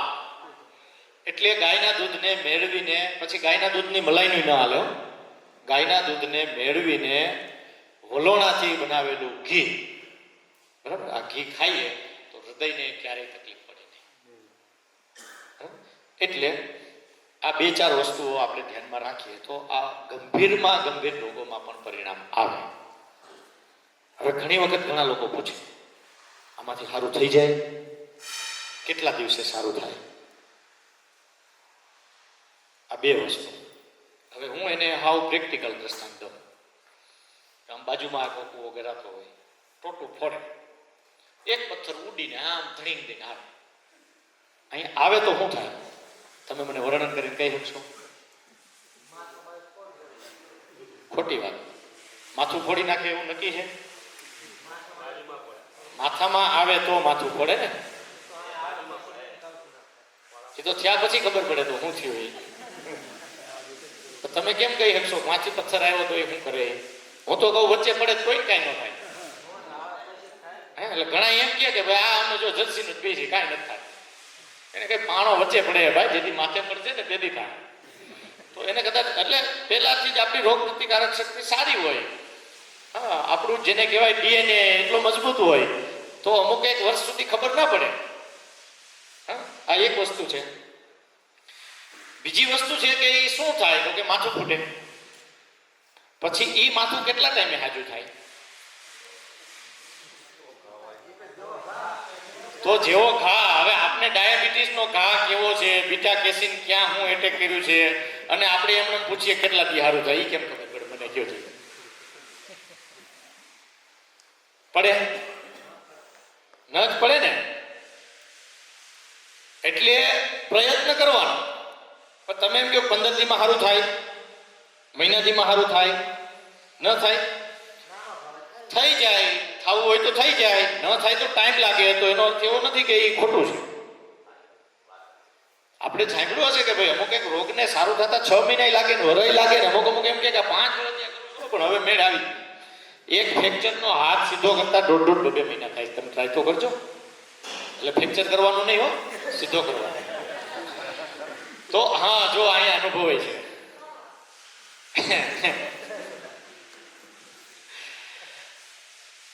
એટલે એને જો સીધું કરવા એટલો વાર લાગતો હોય તો આવા ગંભીર રોગોને આપણા શરીરમાંથી બહાર કાઢતા સમય લાગે કે ન લાગે? તો સમય લાગે. તો ત્યાં સુધી ધીરજથી એને પકડી રાખીએ તો 100% રિઝલ્ટ આવે. હવે આ એક બીજી વસ્તુ છે કે આના માટેનું ઉત્તમ ઔષધ શું? તો ગૌમૂત્ર. એટલે કહીએ ગૌમૂત્ર ધન્વંતરી. ગૌમૂત્ર શું કામ એવું ઉત્તમ ઔષધ? તો એની પણ ઘણી બધી વાતો કાલે સાહેબે કીધી. અલગ અલગ ગવ્ય છે. આજે અલગ અલગ દેશો એની ઉપર સંશોધન કરવા માંડ્યા કે એનાથી કેન્સર મટે, એનાથી આમ થાય, એનાથી આમ થાય, એનાથી આમ થાય. પણ આપણે જ્યારે ગૌમૂત્ર પીએ એટલે આપણે તો ઉલટી જ થાય. નહીં થાય કે ન થાય? ઘણા બધાને થાય. થાય ને? તો શું કામે થાય, શું કામે ન થાય, કોને થાય, કોને કેટલું પીવું, આ સમજવાનો વિષય છે. તો મને કોઈ પૂછે ગૌમૂત્ર કેટલું પીવાય, એટલે હું એમ કહું 50 ml થી લઈ અને 200 ml સુધી પીવાય. ગૌમૂત્ર પીએ અને ઉલટી થાય તો શું કરાય? તો ઉલટી કરી નાખાય. એ તો આપણે રોકી જ ના શકીએ. સારું, હવે શું કામે થાય? ગૌમૂત્ર આપણે શું કામે પીએ છીએ? તો આપણું શરીર છે એ શુદ્ધ થાય એટલા માટે. શરીર પવિત્ર થાય અને રોગ છે એ દૂર થાય. આવું જ કે બીજું કઈ? હવે સમજો કે આપણે અહીંથી એક ભાઈને કહીએ કે તમે ઉપર જઈને રૂમ વારી નાખો. એટલે એ રૂમ વારે એટલે કચરો બહાર આવે કે નહીં? આવે. આ નહીં, કચરો બહાર ન આવવો જોઈએ. તો કેમ વારવી? ને ઢગલો થાય, બહાર કાઢવું પડે. હવે સમજો કે આપણે ગૌમૂત્રને કહીએ કે મારા શરીરને શુદ્ધ કર, અને પછી 2 ઘૂંટડા ભરીએ અને એ જ્યાં જાય ત્યાં નકરો કદડો પીડ્યો હોય તો એ શું કરે? એને સાફ કરે. સાફ કરે તો હોજરીમાં રહેલો કચરો સાફ કરવાનો, બહાર કાઢવાનો રસ્તો કયો? મુખ. એને આપણે ઉલટી કહીએ.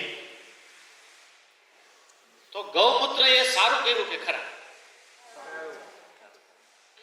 એટલે આપણે કોઈને એમ કે ગૌમૂત્ર પીવાય એટલે મેં પીધું ને પછી મને ઉલટી થઈ પછી કીધું ને પીધું નથી. સરસ. એને મોકલું તું એટલે ઉલટી કરાવ ભાઈ આને. હા, એટલે જ્યારે હોજરીની અંદર કફ, અપચેલો અન્ન, બરાબર કે પિત્ત, આ સંગ્રહિત થયેલું હોજરીમાં પડ્યું હોય અને આપણે યોગ્ય માત્રાની અંદર ગૌમૂત્ર પીએ એટલે એ હોજરીમાંથી બહાર આવે, કાઢી નાખવાનું. બરાબર. ફરી પાછું બીજે દિવસે પીએ, પાછું બહાર આવે, પાછું કાઢી નાખવાનું. આવું શું કામે થાય? તો કે શરીર જ્યાં સુધી આવો કચરો નિર્માણ કરે ત્યાં સુધી હોજરીમાંથી ગૌમૂત્ર બહાર કાઢી નાખે. ખાલી પેટ પીવાનું. ગૌમૂત્ર ક્યારે પીવાનું? ખાલી પેટ. કેમ કે એને ખબર ન પડે કે આ અંદર છે એ કાઢવાનું છે કે આ સારી વસ્તુ છે રાખવાનું છે. એટલે જમીને પણ નહીં પીવાનું. એટલે ખાલી પેટ પીએ એટલે અંદર જે કંઈ કચરો હશે એ કાઢી નાખશે. નહીં હોય તો આપણે એવું નહીં સમજવાનું કે આ ગૌમૂત્ર ન આવ્યું, આ બીજું પીવું જોઈએ. બહાર તો આવ્યું જ નહીં, કઈ ન હોય ન કાઢે ને. બરોબર ને? તો કાંઈ વાંધો નહીં, કન્ટિન્યુ ચાલુ રાખવાનું. પછી બીજી પ્રક્રિયા થાય કે જ્યારે એ પીવા માંડે એટલે હા ખાલી પેટ પીવાનું. તો પછી શું કરવાનું? ગૌમૂત્ર ઉપર પાણી પી શકાય કે નહીં? પીવું હોય તો પી શકાય, કાંઈ વાંધો નહીં. પછી ઘણા એમ કે પછી હું ગૌમૂત્ર પીને માથે થોડુંક જમી લઉં પછી ઓલી ગંધ છે એ વહી જાય ને. ના, એવું નહીં કરવાનું. ગંધ આવતી હોય તો થોડીક વરિયાળી ચાવી લેવાની, પણ જમી નહીં લેવાનું. પછી અડધો પોણો કલાક સુધી કાંઈ નહીં, કલાક સુધી કાંઈ. પછી તમને ભૂખ લાગશે. એ જેવું અંદરથી ખાલી થઈ અને આગળ આંતરડામાં જશે એટલે તમને ઈચ્છા થશે. હવે એ આંતરડામાં જશે એટલે શું કરશે? તો કે આંતરડાને સાફ કરશે. ડોક્ટરો છે ને આમ એને પૂછજો, આંતરડાની રચના અંદર વિચિત્ર હોય, આમ રૂછા રૂછા જેવી આવી આમ આકારની. એની અંદર આમ એવું મળ ફસાઈ જાય, એ બધું એ સાફ કરે.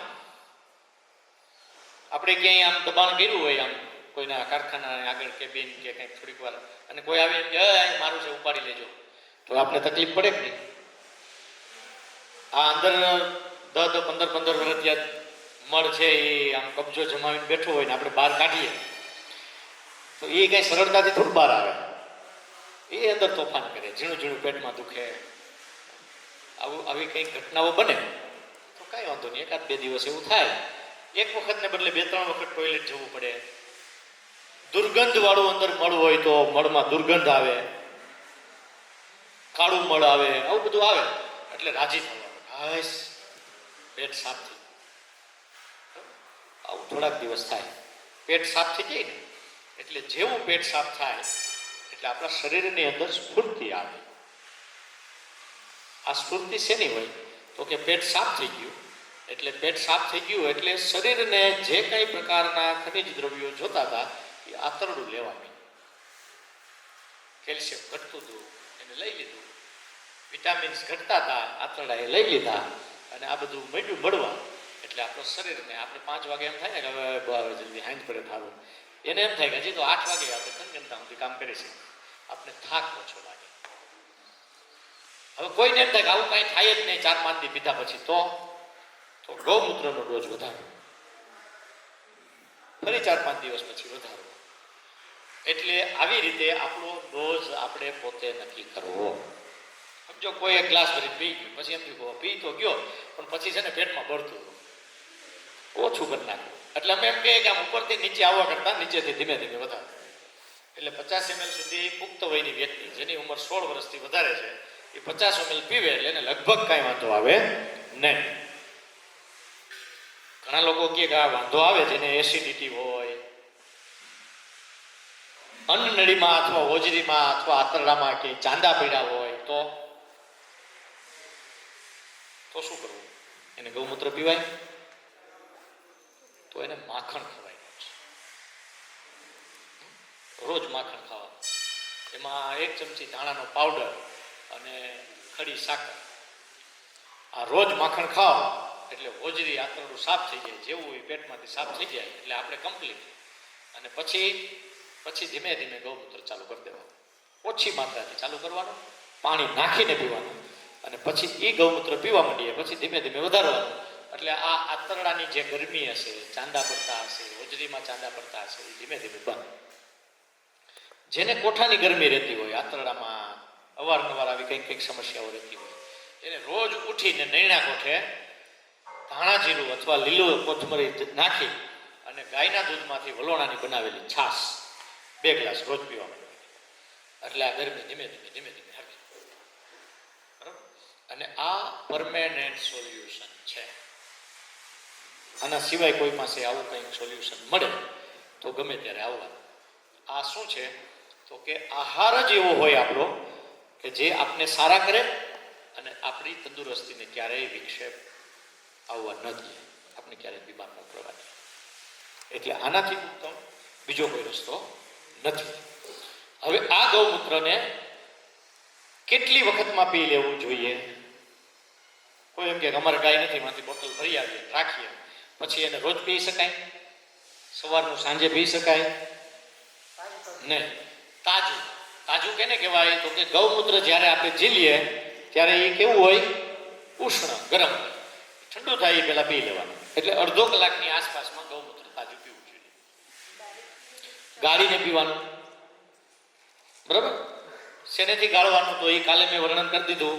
કલર ન જતો હોય એવો સુતરાઉ કાપડમાં ગાળી અને ગૌમૂત્ર પીવાનું. હવે આ ગૌમૂત્ર જ્યારે આપણે પીએ એટલે આપણા શરીરની અંદર અદ્ભુત શક્તિઓ ધીમે ધીમે ખીલવા માંડે, વિકસવા માંડે અને બધા જ રોગોનું નિરાકરણ એ અહીંથી થઈ જાય. હવે એ કહું. હવે આ વાત થઈ ગૌમૂત્રની.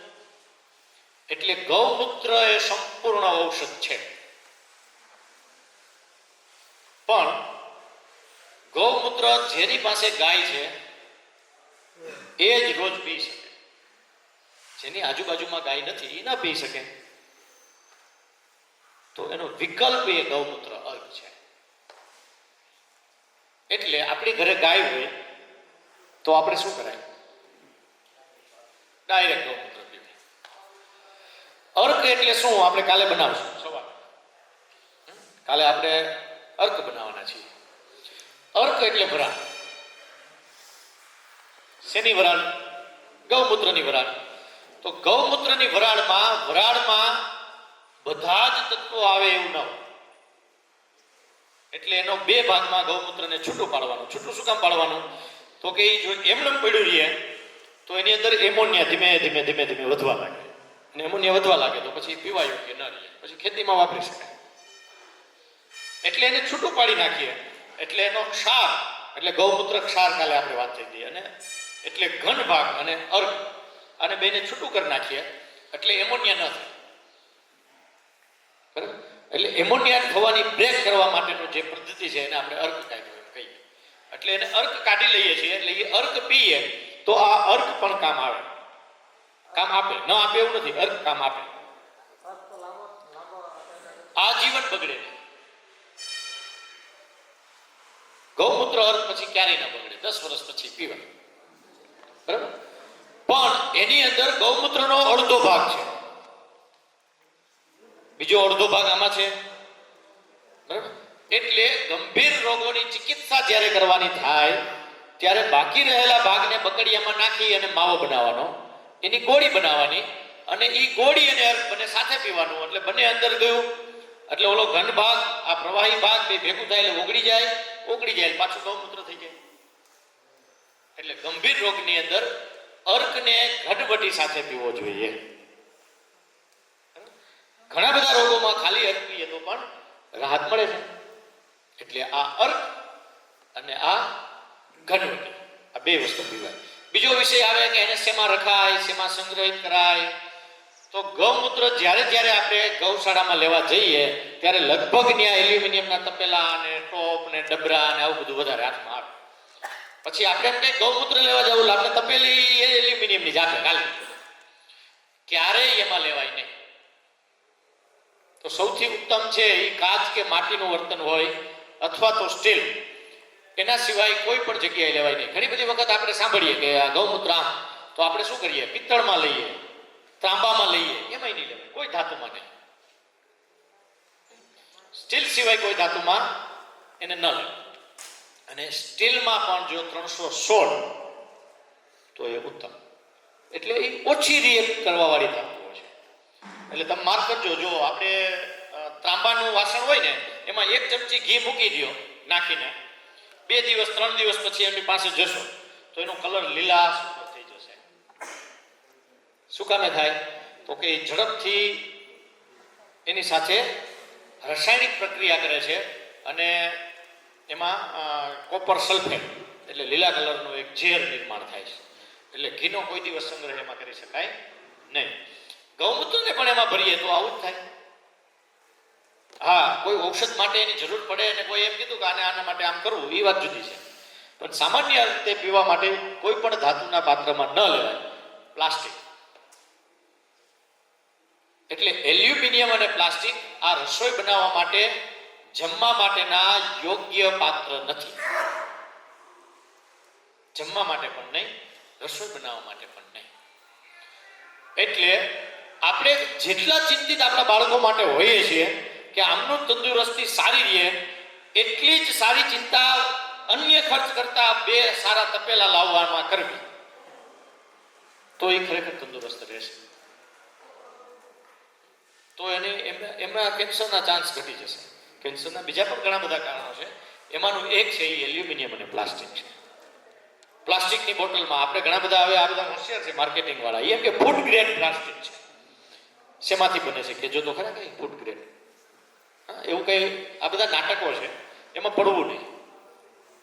સારામાં સારી પદ્ધતિ જે આપણી જૂની હતી, હું બહાર ગામ જાઉં, હમણાં કચ્છ ગયો કે એ પેલા સુરેન્દ્રનગર ગયો, તો ઘરે 5 લીટરની ઓલી છાસની બરણી હોય ને એ પાણીની ભરીને આગળ મૂકી દો. શું વાંધો એમાં? આપણે પ્લાસ્ટિકની બિસ્લેરીની કે ઓલી બોટલો આ બોટલો ભરીને જ જવાય. આપણે એમ લાગે ખાંજ સુધી મૂકી આવું, ઘરે 2 લીટરની બરણી હોય એ ભરીને મૂકી દેવાની. વધારે વાર લાગે 15 લીટરની ભરીને મૂકી દે. દ્વારકા ગયા 20 લીટરનો કેટલો પાણીનો ભેગો ભરીને લેતા ગયા, એ રસ્તામાં કોણ લે લીટર? અને બીજું ખબર જ છે કે આ પાણી પીવાય જ નહીં, બરાબર. તો આ રસ્તા બધા જ છે. આપણે જો કરવું હોય, આપણે ત્યાં સુધી જવું હોય કેમ લઈ જવું, હા બરોબર, 5 લીટરનો 10 લીટરનો. હું લાંબા સમય એમ આવી રીતે ક્યારેય આવું, તમે જોજો ગાડી મેં આખી ભેડી ભેડી છે, હા છે ને, પાણીની ભેડી, હે તો લઈ શકાય, એમાં કંઈ પ્રશ્ન નથી. તો પ્લાસ્ટિકમાં ગૌમૂત્ર કોઈ દિવસ પીવાય નહીં, ભરાય નહીં, એટલે એને આવી રીતે સંગ્રહ કરવો. હવે આટલા વિષયો મેં કીધા. હવે તમારી પાસે 7-8 મિનિટ રહી, એટલે જે કાંઈ થોડું થોડું અગાઉ ગોખીને આવ્યો હતો એ પૂરું થઈ ગયું. તમારે 7-8 મિનિટમાં કંઈ કહેવું હોય તો બધા એ કાંઈ બોલતા નહીં, એક કહેજો. હા બોલો. તો એ નહીં પીવાના, હા એ નહીં પીવાના ને, આપણે કાચમાં બનાવવાના, આપણે ગાય લઈ લેવાની. જે શ્રી ભરતભાઈ પરસાણા ઉપસ્થિત છે, એક અગ્રણીય ઉદ્યોગપતિ છે. સાથે સાથે ઉદ્યોગની સાથે ત્યાં ખૂબ સારી સુંદર સારી નસલની ગીર ગાયની ગૌશાળા પણ ચલાવે છે. ગાય આધારિત ખેતી પણ કરે છે અને વિશેષ દરેક ખેડૂતના ખેતરમાં જઈ અને ગાય આધારિત ખેતીનો પ્રચાર પ્રસારનો ખૂબ સારું કામ કરી રહ્યા છે. અને એમાં પણ વિશેષ અત્યારે સોશિયલ મીડિયામાં ખૂબ ચાલે છે કે ગાયના દૂધ અને ગોળનો પ્રયોગ, એમાં ખૂબ સફળતા ઘણા બધા ખેડૂતોને મળી છે. તો અત્યારે એ વર્ગની મુલાકાતે પધાર્યા છે, તો આપણો પણ એમનો લાભ લઈ લઈએ કે ખેતરમાં ગાયનું દૂધ અને ગોળ કેટલું મહત્ત્વનું છે. ઘણા બધા ખેડૂતોને મળ્યા છે, તો એમના અનુભવો પણ એમની પાસે ખૂબ છે. તો આપણે વિનંતી કરીએ ભરતભાઈને કે એમનું આપણે ગોળ અને દૂધનું માર્ગદર્શન આપશે. એમને ખૂબ જ ધન્યવાદ દેવા જોઈએ કે આવું સરસ મજાનું કાર્ય કર્યું, અને આવું કાર્ય દર વર્ષે થવું જ જોઈએ. તો જ ગાય અને ખેતીની જાગૃતિ આવશે, અને આપણે એકબીજાના પરિચય થાય, વિચાર આપલે થાય, તો જ આપણા દેશમાં ક્રાંતિ આવશે. નહીં તો ઘરે બેઠા રહી તો ક્રાંતિ નહીં આવે. હવે મિત્રો અને બહેનો, મારે તો તમને ખાસ મારો તમને પરિચય આપું. મારું નામ ભરત પરસાણા, રહેવાનું રાજકોટમાં. અમારું મૂળ વતન હતું તો આણંદ પાસે સોજિત્રા ગામ. અમે છેલ્લા 300 વર્ષે અમારું કુટુંબ રાજકોટમાં રહે છે. પહેલાં મોટી કોળી ખેતી કરતા, એટલે ખેતીમાં કંઈ વળતું નહીં, એટલે કે ખેડૂતોને આપણે બોલાવો. અને અમે સોજિત્રા આણંદ પાસે અમે 4-5 ભાઈ હતા. એમાં 4 ભાઈ રાજકોટ ગયા અને 1 ભાઈ જામનગર પાસે ગયા. અને 80% જમીન અમારા પરસાણા કુટુંબની હતી. અને 300 વર્ષ ત્યાં અમારું કુટુંબ કદી ગાય વગર રહ્યું નથી, અને ગાય આધારિત ખેતી જ કરી છે, અને સંપૂર્ણ ઓર્ગેનિક. એમાં છેલ્લા 15 વર્ષ ત્યાં અમે 1 રૂપિયાની યુરિયા ડીપી ખાતર વાપરતા નથી. રાજકોટમાં મારો બહુ મોટો બિઝનેસ છે. મારે 3 કારખાના છે, 70 વીઘા જમીન છે, અને આખી દુનિયામાં અમે માલ સપ્લાય કરી છે. અને દુનિયામાં અમારો કોઈ કોમ્પિટિટર નથી. મોટી મોટી સિમેન્સ કંપની છે, એબીબી છે, ટોશીબા કંપની. પણ આ બધું ધંધો છોડી અને ગાય ગામડું ખેતી કેમ બચે, છેલ્લા 15 વર્ષથી 365 દિવસ ગામડાના પ્રવાસ કરું છું ખેડૂતોને જાગૃતિ માટે. અને પહેલાં તો હું શું કરું છું, આપણા કોઈ પણ પ્રયોગો, નવા પ્રયોગ આવ્યા હોય એ મારા ખેતરમાં આ પ્રયોગો કરું, અને મને સક્સેસ થાય એટલે અન્ય ખેડૂતોને એને આમાં જોડું કે તમે આ પ્રયોગ કરો, તમને આમાં 100% સફળતા મળે. મને 100% સફળતા મળે તો જ હું પ્રયોગ અન્ય ખેડૂતોને જાગૃત કરું કે આ પ્રયોગ કરો. હું કરતો ન હોય અને બીજાને હું કરું તો બીજા આપણી હાંસી ઉડાડે. એટલે હું આ બધા પ્રયોગો કરું છું. મારી પાસે ખેતીની 55 વીઘા જમીન છે. આ સાપર ગામમાં છે 35 વીઘા, અને રાજકોટ સિટી બાજુમાં 20 વીઘા. હવે મારી જે સાપર વીઘાની જમીન છે એમાંય સંપૂર્ણ ઓર્ગેનિક. એમાં ત્યાં મારા ગાયને એવું નથી, એટલે મેં પાયાના ખાતરમાં વીઘે 1 થેલી એરંડીનો ખોળ ને વીઘે 1 થેલી લીંબોળીનો ખોળ, એમાં અમે ટોટલી ગાયનો ચારો કરી છે. અને 20 વીઘા જમીન છે, એમાં 20-25 જાતના શાકભાજી વાવી છે. આંબા છે, સીતાફળ, જામફળ, આ બધું પ્રયોગો કરી છે. હવે પાયાના ખાતરમાં અમે શું કરી છે, દેશી ખાતર તો ભરી પણ સાથે સાથે અમે વીઘે 1 થેલી એરંડીનો ખોળ નાખી છે. હવે તમારી પાસે દેશી ખાતર ન હોય તો વીઘે 1 થેલી 2 થેલી એરંડીનો ખોળ નાખી દો તો તમારી જમીન સંપૂર્ણ ઓર્ગેનિક થઈ જાય છે. પછી છંટકાવ માટે અમે શું કરી છે, અમારે ગયા વર્ષે છેલ્લા 3 વર્ષથી આંબામાં કોઈ કેરી નહોતી આવતી, છેલ્લા 3 વર્ષથી. એટલે અમારા મોટા ભાઈ કચ્છમાં વેલજીભાઈ ભુડિયાને ફોન કર્યો કે અમારે આંબામાં કેરી આવતી નથી, તો એના માટે તમારે શું કરવું જોઈએ. એટલે કે તમે ગાયનું દૂધ જ્યારે પ્લાવની વખતે તમે છાંટો, એને અમને 1 લીટરની ભલામણ કરી હતી. એટલે મેં 1 લીટરનો બધો વિડીયો વાયરલ કર્યો કે તમે 1 લીટર આંબામાં દૂધ છાંટો. પછી ઘણા ખેડૂતોના મને ફોન આવ્યા, એ બધા પ્રયોગો કરતા હતા. એ કે 1 લીટર નહીં, અડધો લીટર વાપરો, અડધા લીટરમાં રિઝલ્ટ મળે છે. પાછા અમુક લીટર પાછો અમે અડધો લીટરનો વિડીયો વાયરલ કર્યો. પાછા અમુક ખેડૂતોના ફોન આવ્યા કે અડધો લીટર નહીં, 250 મિલીમીટર દૂધ અને 100 ગ્રામ ગોળ નાખો, આમાં તમને સંપૂર્ણ રિઝલ્ટ મળે. હવે સપોઝ તમારે આંબાના ઝાડ હોય તો ફૂલ બેસે ત્યારે એકવાર તમારે છંટકાવ કરી દેવાનો, અને બીજું 10 દિવસ પછી બીજી વાર છંટકાવ કરી દીધો. એટલે ફ્લાવરિંગ વખતે તમે દૂધ ગોળ છાંટો અને મધમાખી આવશે. મધમાખી આવવાથી ફલનીકરણ થાય અને રોગ જીવાત ન આવે. પછી તમારો આંબો તમારે કેરી ખાખરી થાય ત્યારે તમે છાંટી દો. તો ત્યારે તમે છાંટી દો એટલે કેરી ખરતી બંધ થઈ જાય. આજે ઘણાને કેરી ખાખરી જાય છે, એ ખરતી બંધ થઈ જાય. પછી આ બધા એમાં પ્રયોગ કર્યા. પછી હું બધા ગામડા ફરું, પછી એનાથી વિડીયો વાયરલ કરું. અત્યારે આખા દેશમાં મારો વિડીયો 50 લાખ ઉપર વિડીયો આખા દેશમાં ફરી રહ્યા છે, અને હજારો ખેડૂતો દેશ વિદેશમાં પણ આ પ્રયોગો કરી રહ્યા છે. કારણ કે આ પ્રયોગ દૂધ ગોળનો એ બધા કરી શકે. એમાં છાણ છૂટવું નથી પડતું, ગૌમૂત્ર લેવા જવું નથી પડતું, કોઈને કીચડ ગાંઠણ હોય, કોઈને ખેતી હોય. દૂધ તો ગાયો તો લગભગ બધા રાખતા હોય, ન રાખતા હોય એ ગામડામાંથી દૂધ લઈ લે. મગફળી હોય તમારે તો 35 દિવસની મગફળી થાય ત્યારે પહેલો ડોઝ છંટકાવ કરી દેવાનો, 250 મિલીમીટર દૂધ અને 100 ગ્રામ ગોળ. અને બીજો છંટકાવ 10 દિવસ પછી.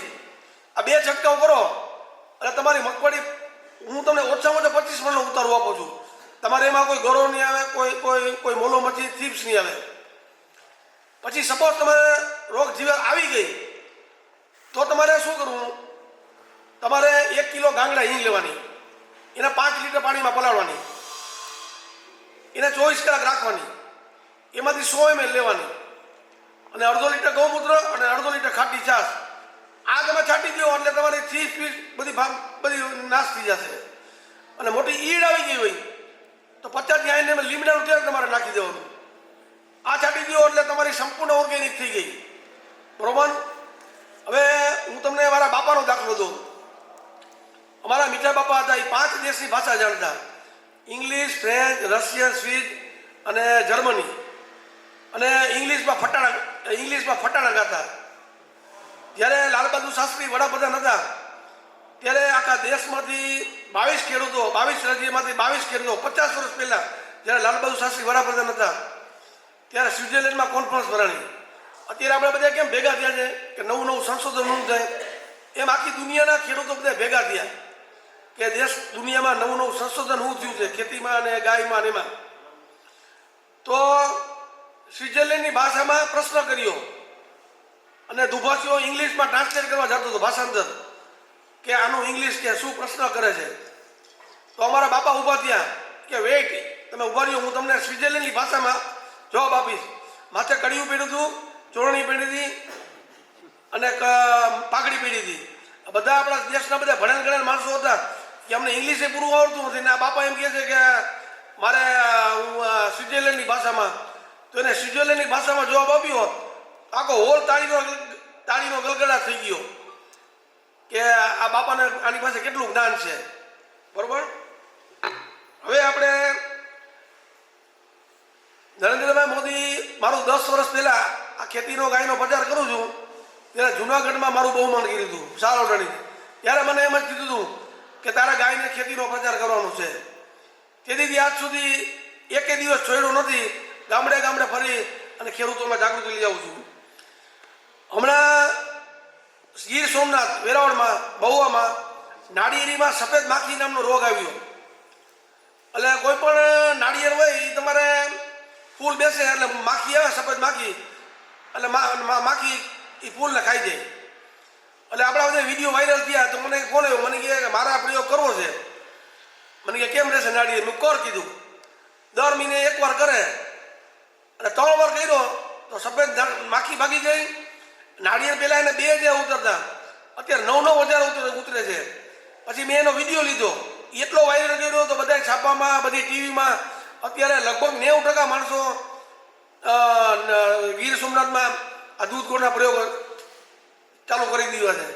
કારણ કે દૂધમાં શું છે, 25 જાતના તત્વો છે: નાઇટ્રોજન, ફોસ્ફરસ, કેલ્શિયમ, મિલિટ્યુન અને ગોળમાં ગ્લુકોઝ છે અને સુક્રોઝ છે. બીમાર માણસ હોય તો એને તમે દૂધ પાવો, બાટલો ચડાવો તો બાટલામાં ખાંડ હોય તો છોડને તમે ચાટો તો છોડ ઊભો થઈ જાય કે ન થઈ જાય? એમ છોડ તમારો ઊભો થઈ જાય એટલે કોઈ રોગ જીવાત આવતી નથી. અને હવે ડીએપી ની ખાતરની વાત કરું છું. ડીએપી ખાતર અત્યારે શું ભાવ છે તમને એની ખબર છે? મૂળ કિંમત કેટલી છે? મૂળ કિંમત છે એની 3500 રૂપિયા. યુરિયાનો શું ભાવ છે અત્યારે? શું ભાવ છે અત્યારે? 300-350 રૂપિયા ભાવ છે ને. એની મૂળ કિંમત છે 800 રૂપિયા. હમણાં સરકાર આવતા 2-5 વર્ષમાં બધી સબસિડી ઉઠાવી લેવાની છે. એટલે તમારે ન છૂટકે પ્રાકૃતિક ખેતી ઉપર કે ગાય ખેતી ઉપર તમારે જવું પડશે. બરોબર? હવે આમાં તમારે કોઈ કાંઈ સવાલ હોય, આમાં કેટલા જણા માણસો ગાયું રાખે છે? લગભગ બધા ગાયું રાખે છે. હવે ગાયું તમે ન રાખતા હોય તો તમે ગામમાંથી વેચાતું દૂધ લઈ લો. છતાંય જો તમને મોટી જમીન હોય, ઘણા ખેડૂતો મને પ્રશ્ન કરે છે કારણ કે દૂધનો એટલો બધો વપરાશ થવા માંડ્યો કે દૂધ હવે મળતું અમુક જગ્યાએ ગામડામાં મળતું બંધ થઈ ગયું. ડેરીમાંથી ડાયરેક્ટ ખેડૂતો લઈ લે છે. તમે તમારે કોથળીનું વાપરો. આજે મોટી જમીન હોય, દૂધ એક શામ્પુ તમે પાઈ ન અમે કોથળીમાં રિઝલ્ટ લીધું છે. બરોબર? આ બધે તમે પ્રયોગ કરી શકો છો. અને દૂધ ગોળ છાંટવાડામાં કેટલા ખેડૂત છે? તમારે બધાને રિઝલ્ટ કેવા મળ્યા છે? હવે આ તમે આજે તમે પ્રયોગ જણાવ્યું, તમારા ગામમાં, આજુબાજુમાં ગામડામાં તમે આ બધો પ્રચાર પ્રસાર કરી શકો કે નહીં કરી શકો? અને બીજું તમને કહું, આ બધું મને શીખડાવાળા અમારા કાંતિભાઈ પટેલ સહજાનંદ ગૌશાળાવાળા, આ 15 વર્ષ પહેલા મને આ ઓર્ગેનિક ખેતીમાં કાંતિભાઈ સુભાષ પાલેકરનો પરિચય કરાવ્યો. અને કાંતિભાઈએ કીધું કે ભરતભાઈ તમે આનો પ્રચાર કરો. અને કાંતિભાઈને હું મારા ગુરુ માનું છું. કાંતિભાઈ પાસે ઘણું જ્ઞાન છે અને કાંતિભાઈને સાંભળવો એક લાવો છે. તો હું બધા ખેડૂતોને નિવેદન કરું છું, આ પ્રયોગ કરો અને આપણી ખેતી સુધારો. આભાર.